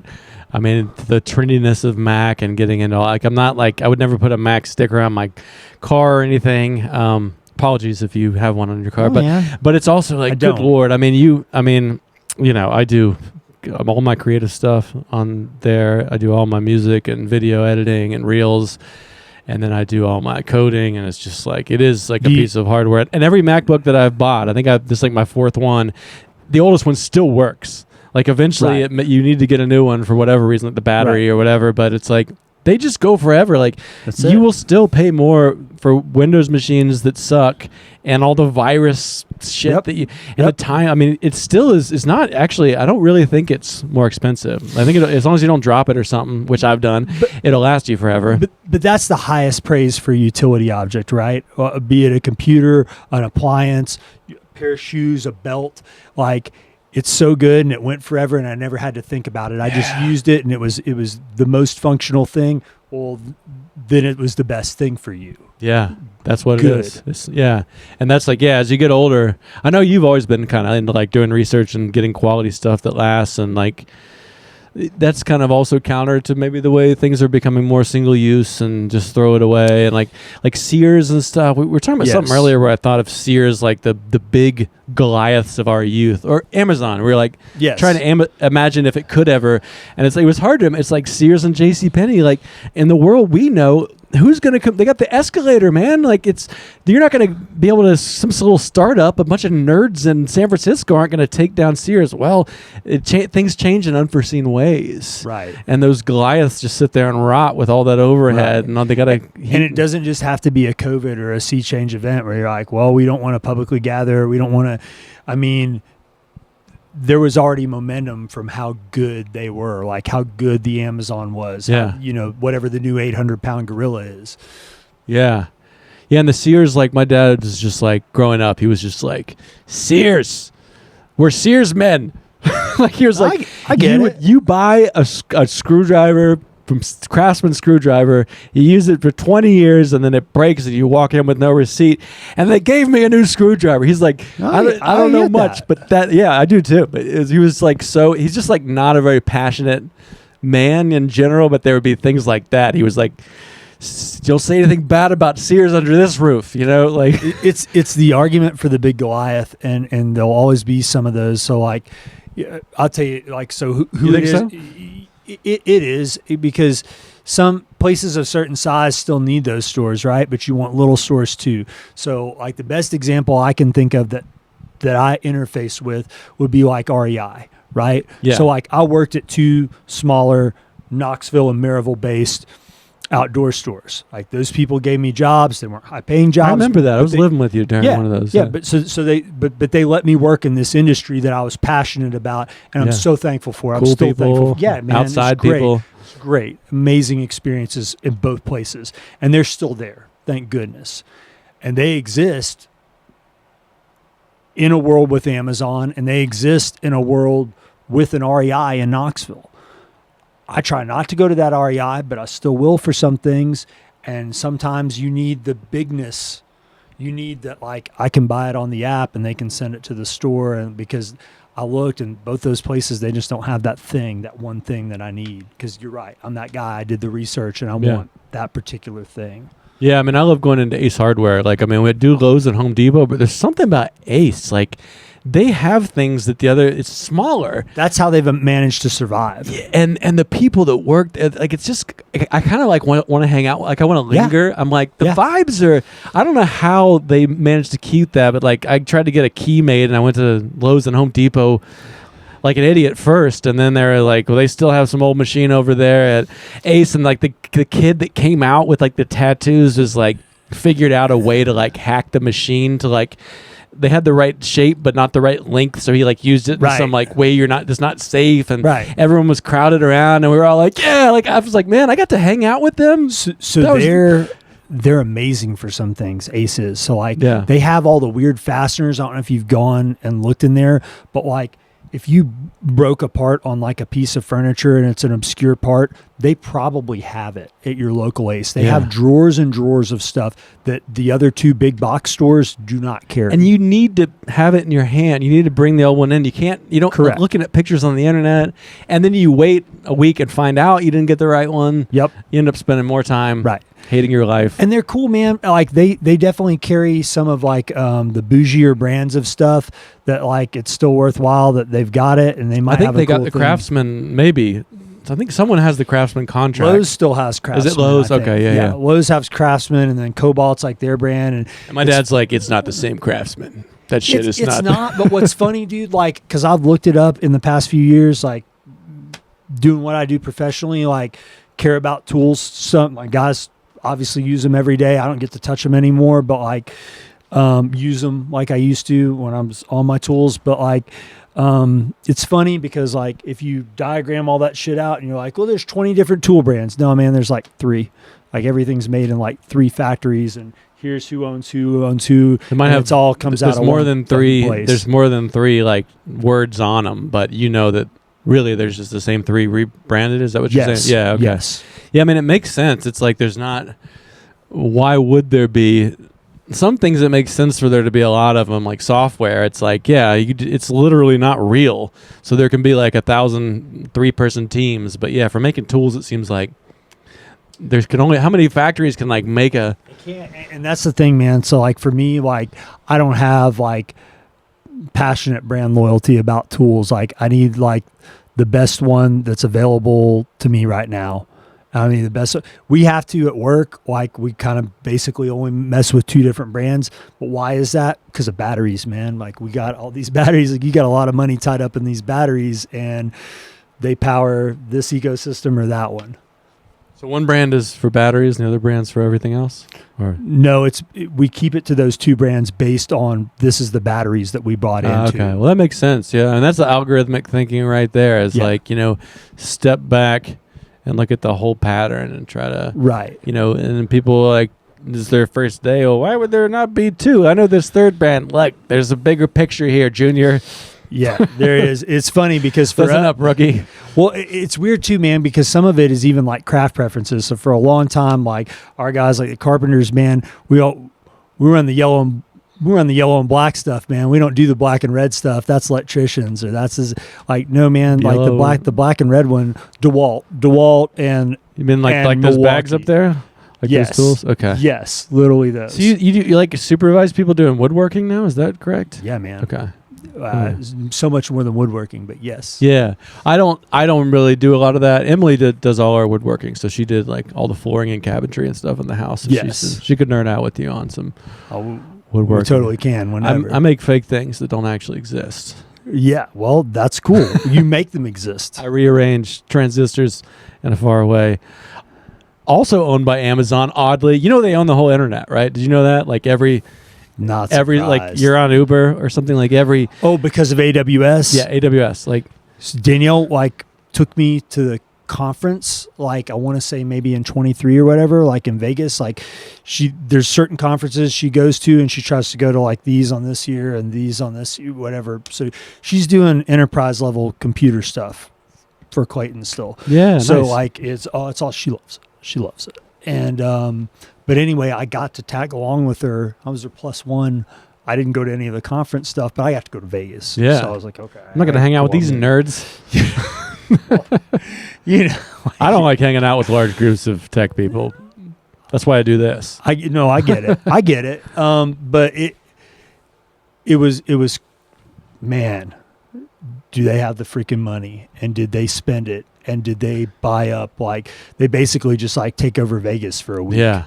Like, if you're going to this set of conferences, you go to this set of hotels, this is happening. Like, it's insane how much they spend on that. I mean, it's weird that they literally own the internet. Like, I mean, they were kind of ahead, like Google and Azure. There's other cloud, like AWS type things, but they own the most of it, or they did last time I checked. And then it's like, what about real physical stuff? Like, stickers and sweatshirts. It's like, oh yeah, they pretty much do all that too, like on the UPS truck. So it's kind of an interesting thing where it's like that's crazy how much stuff that they've subbed out, because like there's times of the year, I don't know if they do it year round, but like, so this is what blows my mind, because I sometimes I do like to nerd out and think about like the logistics side of it and how they get that thing all the way to your door, right? Yeah. But like on Sundays, there's because they obviously only deliver the mail 6 days a week. Like on Sundays, they'll sub out parts of the post office, and like postal workers will bring some. They do that sometimes. Yeah. And then somehow there's like a gig economy associated with it too. there must be, because you can hop onto we already got the pathways, so you can pay us a little to deliver your little scrappy company. It's not got a truck in every neighborhood at this moment. Right. So when it's real Amazon or contracted through a professional carrier, right? Yeah. Then you get the normal alerts on your phone. If it's the sub, then you get like an alert that like they took a photo of here's the package on your doorstep. Yeah. So that's how you know. That's why the photo is only sub. Sometimes. Yeah. That's 100%. Yeah, that's interesting. That's really. I mean, that stuff endlessly fascinates me, like a queuing theory and algorithmic thinking, because it's like, when you're writing code for something, you can be like, you can get this little mouse click to do a thing like an infinite number of ways. Like, well, the more you do it, it's like, well, why are you doing it this way? And the senior people that know a lot are like, well, you got to build things to scale, like, because so the way that if you're gonna run this click a million times through a processor, it doesn't seem different to do it this way or that way once, but when you scale it to a million times, like, it's one of them's going to be like so much more expensive electricity wise or time wise, or computationally. So they've applied a lot of that same algorithmic thinking to like trucks in a neighborhood, or I guess what is the word for it, like just distributing things on the ground. It's logistics, I guess. But Emily's oldest brother, she's one of a bunch of kids, like, I don't know, 7, and there's whole degrees that are devoted to this. I don't. Oh, yeah, and the military paid for him. He's like a smart guy. They paid for him to go to MIT or somewhere and study. It was like everyone there was studying they were studying Amazon, like for military reasons, to be like, we need to like go to some place, land, get all this stuff out. Like this company in the private sector really knows how to maximize efficiency. So we're gonna learn that, and we're gonna apply that to our. It's pretty wild, man. That whole play between government, particularly the military, and then like private corporations is pretty wild. Like when you think about it, because if you think about, so like back in the World War II era, like you had all these corporations that they like, okay, we're having this company, you guys make this material now, military material, right? Well, we got Singer to make these guns. We got these guys to make this stuff. And then the so what, like after the war, was like you had all these folks, like, because all these people served, like this whole generation of people basically served in some capacity. And you had them, and they're like, well, they're the captains of industry now. So like these corporations, they took the best parts of the military and they applied it to these businesses, and that's why they succeeded. Right. Now it's like come back full circle where like, the military is more like, well, we've got to become more lean and more agile. So we're going to farm people into all this stuff, bring back the good parts that are applicable to this crap that we do here. It is really interesting. And it's different now because like things have to be lighter and smaller, and we deal with smaller conflicts a lot of times, and everybody's trying to avoid the big force on force conflicts, right? Big nation on nation stuff. So I don't know. I'm endlessly that is interesting. It's like what you're describing is like global military stuff is following the same patterns as businesses and stuff too. It's like where this capitalist, there's good and bad things about it, but it creates all this innovation. So the military is like smart enough to go, well, let's tap into our private sector too. It's not, it's not like we should do everything that way, but we should take the parts that work. Right.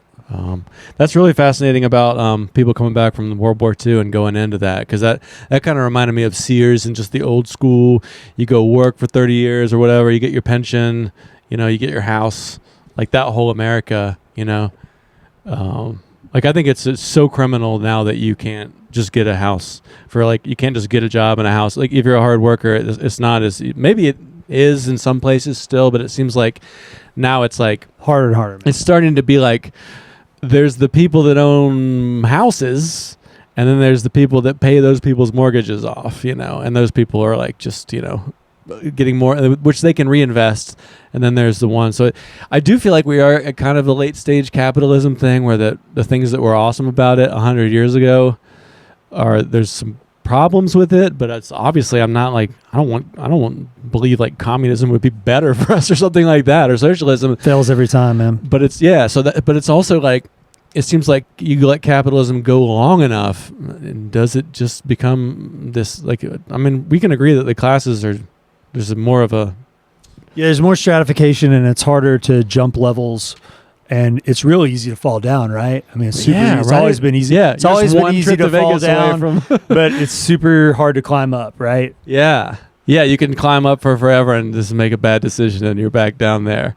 Or a couple of them, or leave your money in the market too long, and then your thing wasn't safe anymore. The thing that was your safety net that you've been building, these nest eggs, and then people are like, "Oh man, like, the thing with 401ks, everybody's seen it, right?" And they're like,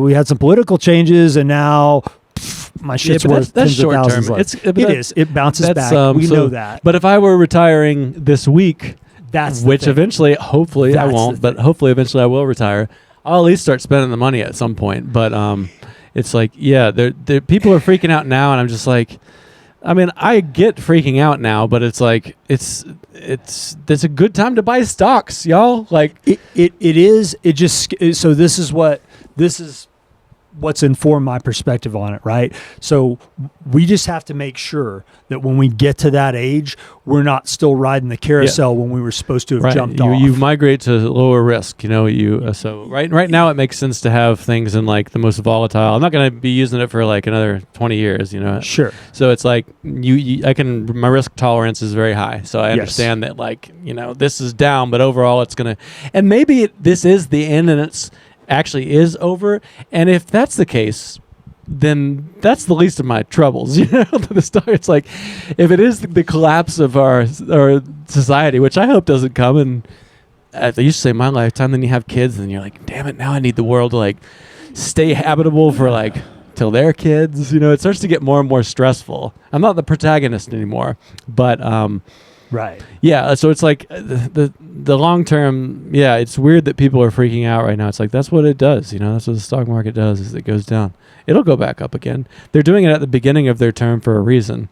It will, and it's weird because like when it's re-election time and you need it to be high. They don't need it to be high right now. Right. You're 100% right about all that. And so just the thing that freaked me out. So like, I got into the plant and I got into my career that I'm in now, have been in for almost 16 years. Damn. Yep. And the guy, like when the market crashed, when the housing market crashed, the big bubble and the mortgage bubble in 08. So just think about it like this. The guys that I ended up coming up with, and some of them were already kind of in the twilight of their careers, they were in the housing market. That's who knew the trades, right? Yeah. So those cats, a bunch of them took a massive hit and had to come back and work in a place that they swore because they worked in it back in the 80s. They're like, I don't want to go back to that dirty mother. That sucks. You know what I'm saying? And we all grounded out for the next few years. So anyway,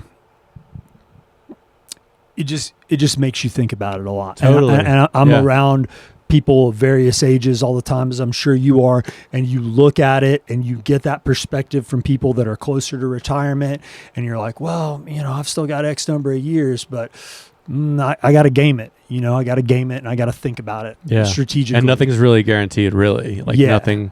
So I know what you're saying. It's like this moment of the stock market. I'm like, for my retirement, I'm not worried about that because it's 15, 20 years away. But then when 15 to 20 years away gets here, then like what's going to be happening then? Like a big thing like that. Like I'm invested in real estate and there's a bubble, and that's when it becomes problematic, is when it's your turn to cash it in and you're like, well, let's just see where the market's at and how much things cost and how much taxes are and all of it. It's like we're old enough to really be like, yeah, that's like you said, we're past middle age if you do the math. And then if you consider the fact that your perception of each day is less because, a summertime when you're a kid is like an eternity, and now it's summertime. Yes.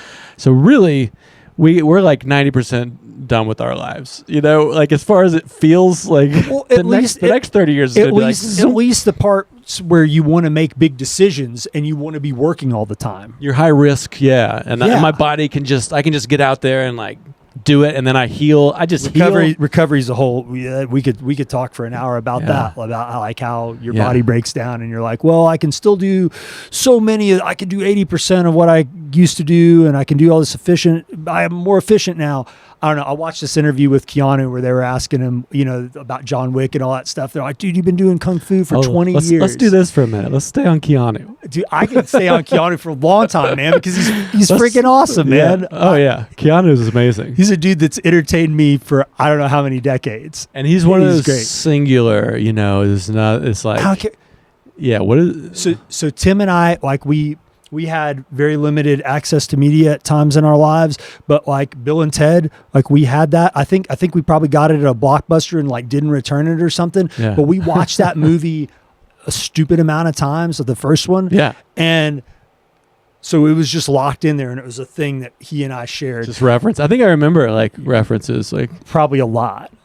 But George Carlin, he was in yes, there. Fuck yeah, he was. Good Lord.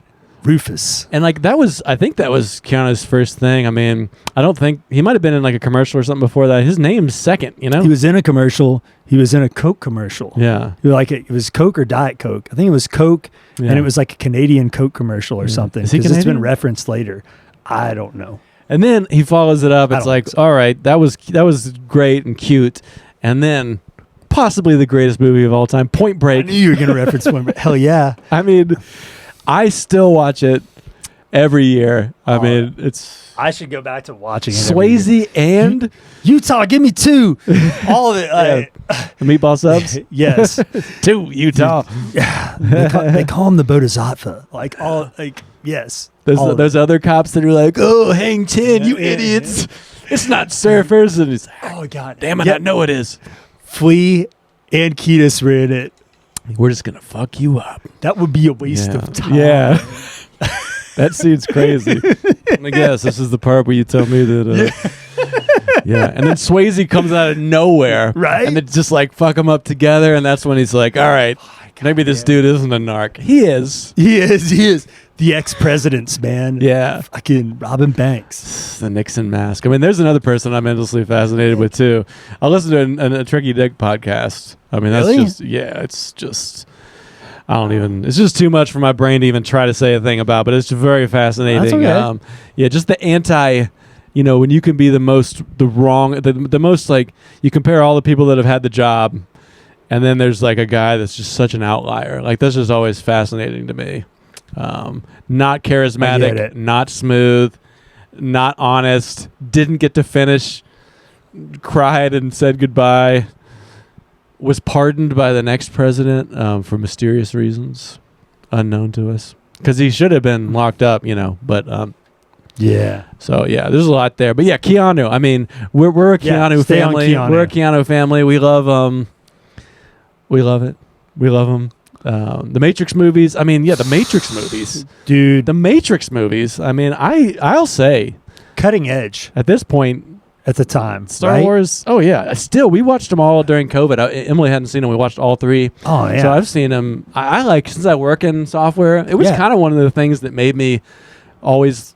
I was like, maybe I'll be a cool hacker like Neo or Trinity. Trinity. I mean, what a badass! Like, before like Me Too. It's like. It's her turn. Like, Trinity was just. Oh man, Carrie Ann Moss. No one even had to say it. She's just a badass. She's just a badass. Like, is it Linda Hamilton from T2? Yep. It's like, no one needed to talk about the fact that she was the lady. It was just like, this is a badass fucking person. Yes. Yeah. And I feel like the love interest in Point Break was kind of reminding me a little of Trinity's. No, for sure. It's a little like Keanu and kind of an androgynous, like, badass short-haired lady. I'll watch it. Yeah. It'll be amazing. Yes. I'll watch it again and again and again. Every time. Why not? Have you heard all the stories about how Keanu's the nicest guy of all time, too? Yes. I have. Definitely not all of them, but like, to me, it's very believable. And it's like one of those things, like I can remember this story, I don't know, my dad used to tell, and it was like some random person that he knew had met Robert Redford, like in Colorado somewhere, like on the ski slopes randomly. And it was just like, but he was a chill dude. He was totally cool about it. And it's like, it's what you want to hear about anybody famous that you like a lot of their shit. Like, you don't want to hear like, oh man, I ran into him, total douche. Right? Yeah. Like, that's the last thing you want to hear. So I'm going to believe that forever. Yeah, and the douche thing, it's like I get that too, because it's like you're a famous person trying to have dinner with your family, and you're the ninth person that's bugged them, and you're like, yeah, why don't you leave me alone? And then it's like, ooh, sorry, Sean Penn's a big jerk, you know. It's like, well, you know, but then it is awesome when like Keanu or somebody is just like apparently, yeah, there was somebody that was like they were on just like a subway with them, and they got on. They were like, "Oh my God, it's Keanu Reeves!" And like, but they were too like nervous to say anything, and they just sat there, you know, for the whole ride. And then at the end, like Keanu got off, and he was like, "It was nice talking to you." He just left. He's like, "Oh, yeah." Keanu, like, is he dumb? Is he dumb? No, I don't think so. Is he smart? He's smarter than the average person. Can we talk about Dracula for a minute? Have you seen Dracula? Yeah, like one time. Yeah, that's the one. Way back. That's the one that's the saddest moment. Okay, but here's the thing, man. Gary Oldman's acting circles around him. He's like, oh. Well, I'm sure he was, because Gary Oldman's fucking Gary Oldman. He's tour de force. Yeah. I mean, he's baseballs. But here's the thing about that. So like if we trace it back, if we take it to music, or we take it to everybody, like everybody's got a bad album, everybody's got a movie they're ashamed of. Totally. Whatever. I need him to have that to be a real human. Well, they do, and some people have more than others, and you'll never know the backstory, man. Like they were between projects, they wanted to work with so and so, and it was a way to work with so and so. You don't know the backstory behind it, and I don't want to. 9 times out of 10, I don't even want to. It just happens, man, and that's part of life, man. Strikes and gutters, dude. Strikes and gutters. I love this. I love the gutters. I love the gutters. Like if someone is 100%. Oh yeah, that okay. Yeah. I just got there. To me, it's like, I mean, that's the comedy thing is like, you know, you're going to bomb a lot. And that's like, you know, and in software, it's like first you got to like crash the app a million times, you know, before it starts working. So it's like that, you know, we know this now in 2025 that failure is the way. Kids even know that. Like, you heard about the cringe movement that's going on with the kids? I've been just hearing about this. Tell me like, about it. Kids are really like embracing cringe, and there's a lot of videos. Like if you're on TikTok and you're a kid. Okay, so vaguely I'm aware of it. At first I was like, well, that sounds horrible. But then you know, I'm trying to understand people that are like 30 years younger, and it's like there's this idea that they know that like making an ass of yourself is great for long-term growth and resilience, and they're leaning into that with cringe. Whereas when I was 13, it was like, don't be a poser, act cool, try to, you know, it was almost like trying to be cool, and now it's like, okay, so I think they might be onto something with that. It might be, you know, unless like that was what. Like, it's very cringe watching Keanu do that British accent with Gary Oldman in a blouse in an old house. But that's great, you know? It's like, it's part of, it's why, like, when Neo can see at the end of the first one, when he starts to see the numbers, you know, it's like, why? It's better because he was so bad in that movie, you know? If that makes sense. It's part of the lore of Keanu. It does. And I would think about it like this. So, like, people can...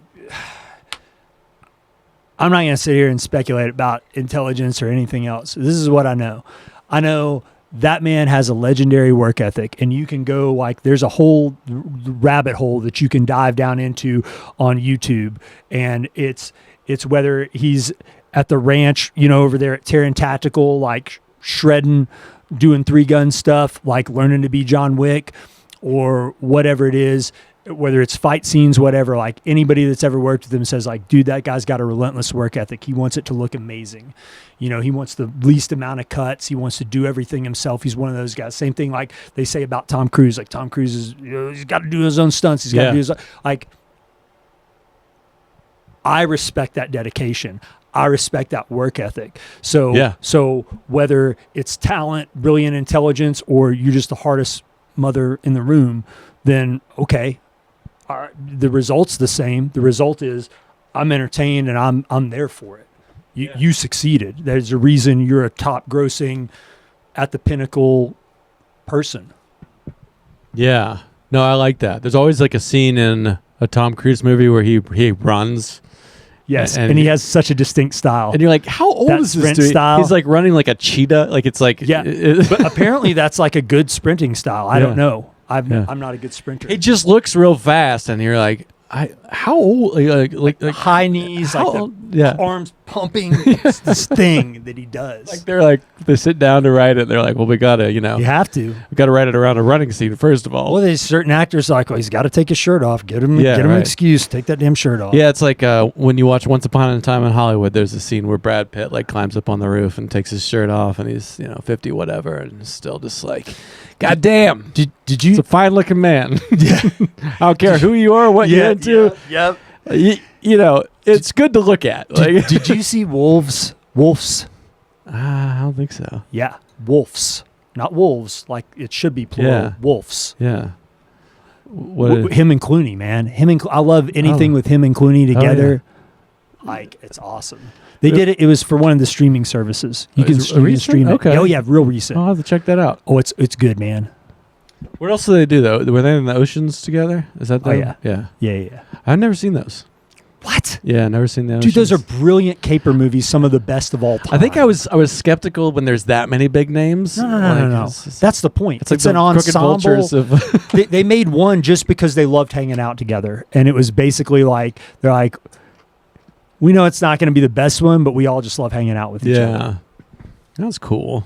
Yeah, no, they're good. I do like all those guys. Like one of them gets a little meta even. It's like, it's pretty cool. We touched on Jeff Bridges. Like, do you think it's possible that Jeff Bridges and Kurt Russell are the same guy? No, not at all. Yeah, not at all. I can't even entertain it. No, like I have a level of respect for Kurt Russell, and there was really you don't put Kurt like close to Jeff in the I can't the pantheon of badass old men. Nope. Jeff Bridges is like no. I'm sorry. Apologies to any Kurt Russell fans out there, but I don't think he can carry Jeff Bridges' water. No. Yeah, he's not as good of an actor. I feel like they're kind of similar. Like there's the two. Did you see The Old Man? The series The Old Man? It's him and John Lithgow. Which one? Jeff Bridges and John Lithgow. They made 2 seasons. They may do a third. John Lithgow is the guy that was on like Third Rock from the Sun. Is it? Yes. Yeah. Oh, he's a brilliant actor. Yeah. Oh yeah. Oh. I don't know if you saw the season of Dexter he was on or no. Wasn't he in Ricochet? Wasn't he the villain against? Probably. He plays it. Yes. Denzel Washington. Dude, he plays a great villain. I feel like at the end, good. They're like climbing a tower and it becomes physical. It's no longer like psychological. Right. And like John Lithgow's like holding his own, and I was like, come on, like no way. Denzel's gonna kick that ass, man. Denzel's another amazing actor, man. I can talk about him for a long time. He's amazing career. But have you seen like Equalizer? Seen those? No. I know. I'm in it for the action, man. I love action. The Equalizer movies are some of the most excellent action movies. Other movies that I revisit on the regular, along with Point Break, The Rock and Con Air. Oh, for sure. I mean, that's definitely you're hitting that late high school, early college era. Like we'll watch all of Everything Everywhere All at Once, or some like smart British mystery, and Emily's like, I kept pausing it and explaining. I'm like, can we just watch Con Air again? Like, do you remember like Armageddon? I understood Armageddon. Oh yeah. I saw it in the theater, and I still hear that Aerosmith song about once a month at the grocery store or something. Oh my gosh, dude! I love it. I love the song. I mean, I've always been. I don't have a problem with Taylor Swift. If this is good, like I don't need to be big and awesome. Yeah, you don't got to be an elitist. Like no, the biggest, flashiest thing. Like sometimes, like an Avengers movie is just like exactly the best movie for that day. I'm super psyched for Thunderbolts because I think it'll be the best thing Marvel's done in a while. What is Thunderbolts? Thunderbolts is like all the spin-off. Spin-off characters that were in some of the last few movies, and they're all tainted in some way, and they're not like pure heroes. They all have either a villainous backstory or they've been both or whatever. Right. So yeah, that's more the conflicted character. Yes. And then I think they're like not a bunch of white guys too, right? Isn't that part of it? There's women. Like, there's everything. Because they started it like, I think the first Iron Man was like 2000s, like 7 or 8. Yeah. And that kicked it all off. And then at some point, like a lot of the cultural shifts happened, and it's like, yeah, these are just all white dudes, which is like just not at all what anyone wants in 2025. No, but I'm trying to think of his name. John something. The guy that played Happy, the guy that played the driver in all those. You got to give props to him for making that shit happen. The driver? Huge comic book fan. Yeah. And he was in the Marvel, like the Avengers movies? He did Chef. He did a bunch of movies. He's he's made amazing movies. He was in, God, it's killing me. I can't remember his name. I mean, they're all good actors. You know who the original Hulk was, right? Lou Ferrigno? It's no, well, I mean, in the reboot of the there was a Hulk God. movie with Edward Norton was the Hulk. Yeah, but no. And then he was like, we're talking about. Yeah, you're going back to like the deaf guy, right? Wasn't there a deaf guy that played the Hulk in the 70s? Maybe. Hold on. Let's see. If we go to Iron Man. Well, this is a low budget podcast. I don't have the guy with the laptop over there. Dude. The guy that's like. Let's see. Top cast. So they should have an AI for that now. But so to bring it back to Iron Man, Jeff Bridges is the villain. That's right. Obadiah or whatever. Obadiah Stane. That's right. He is the. I pulled it up. They both are Iron Mans fighting each other at the end. Yes, and he's basically got our look. It's awesome. John Favreau. Yeah. He played Happy Hogan and all those movies. John, which one is he? Black and White. Oh yeah. John From Favreau. Swingers. Yeah, the Swingers but dude. He's in Armageddon. Is that how we got here to him? No, like he brought all the, like you mentioned Iron Man, and I was like, he basically started the Marvel franchise. Like he brought that movie into existence. Oh really? I thought it was like, what's the Iron Man guy's name? Let me see what credits he has on this. That really super handsome guy. The guy that played Iron Man. I feel like if they hadn't started with him in that movie, I don't know if it would have. No, and it was like a redemption arc for him. Right. Like the dude. Yeah. Hold on.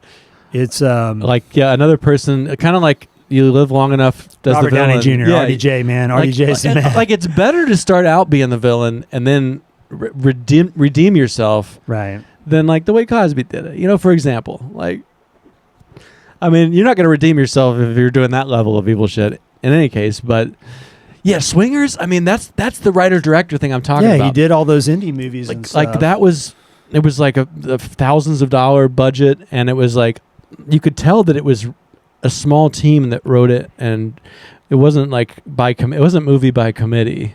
I think we watched Swingers a bunch in the 90s. We were just like kind of hungry for culture, and there wasn't, we lived in like the suburbs of Tennessee, so yeah, you forgot a film. You're like, I think this is like a film. Like we should probably like watch this a few times to talk about it. We don't have the internet. We don't live in a city. We're not like New York kids where we can go experience all this culture. Yes. So you'd find these little things. Somebody'd be like, the Minutemen or something, you'd be like, whoa, there's like people out there doing stuff like this. They don't come to Oak Ridge, Tennessee. They don't. And you're right about that. I think that's why we latched onto them so hard. And the ones that have had long careers and the ones that made really interesting stuff, that's why they have staying power. I mean, it's really cool. Yeah, it is cool to see what holds up and what doesn't. I mean, I think even some of the stuff that didn't hold up now holds up ironically. Like better than Ezra or whatever the example, whatever yours is. But it's like there are some things where you go back and you're like, that is so cliche 90s, and then you go back other ones and you're like,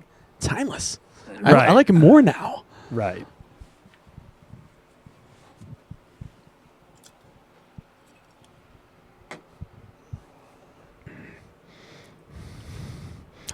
I don't know. We're at well over 2 hours. Should we? Whatever you want to do, man. Should probably just wrap it up. Cool. But thank you for coming on. Thank you for letting me hang out here and talk with you, my old friend. Yeah, man. It's amazing. You drove out for it. I hope it was worthwhile. 100%. Okay. Would do it again. Yeah, next time we can always hang out and get a meal or not do a podcast too. But I don't know. It was important to me to like document. I was like, two birds. I was like, we haven't talked in a long time. I wanted to call you, but I'm like, I'm doing a podcast. So, yeah, man, I would love to have you back on sometime. Just definitely. Clearly, we can just get into it. I can tell there's that point where we sit down at the beginning and people are like, are we going to? And then at 10 minutes in, we're just like, there's so much to say. It's like we could keep going. There forever. Is, and like, I'm not going to lie. I was somewhat nervous coming out. I was like, because you know me really well. I'm like, I don't know. Is he going to make me talk about stuff I don't want to talk about? Or is it? But of course you didn't. So I appreciate it. Like turn some light on. I'm like, ah, you're like, oh shit. Dang it. This is like an ambush. Yeah. Well, yeah, it was my pleasure. So thank you for coming on. Awesome. Thanks, all right. dude.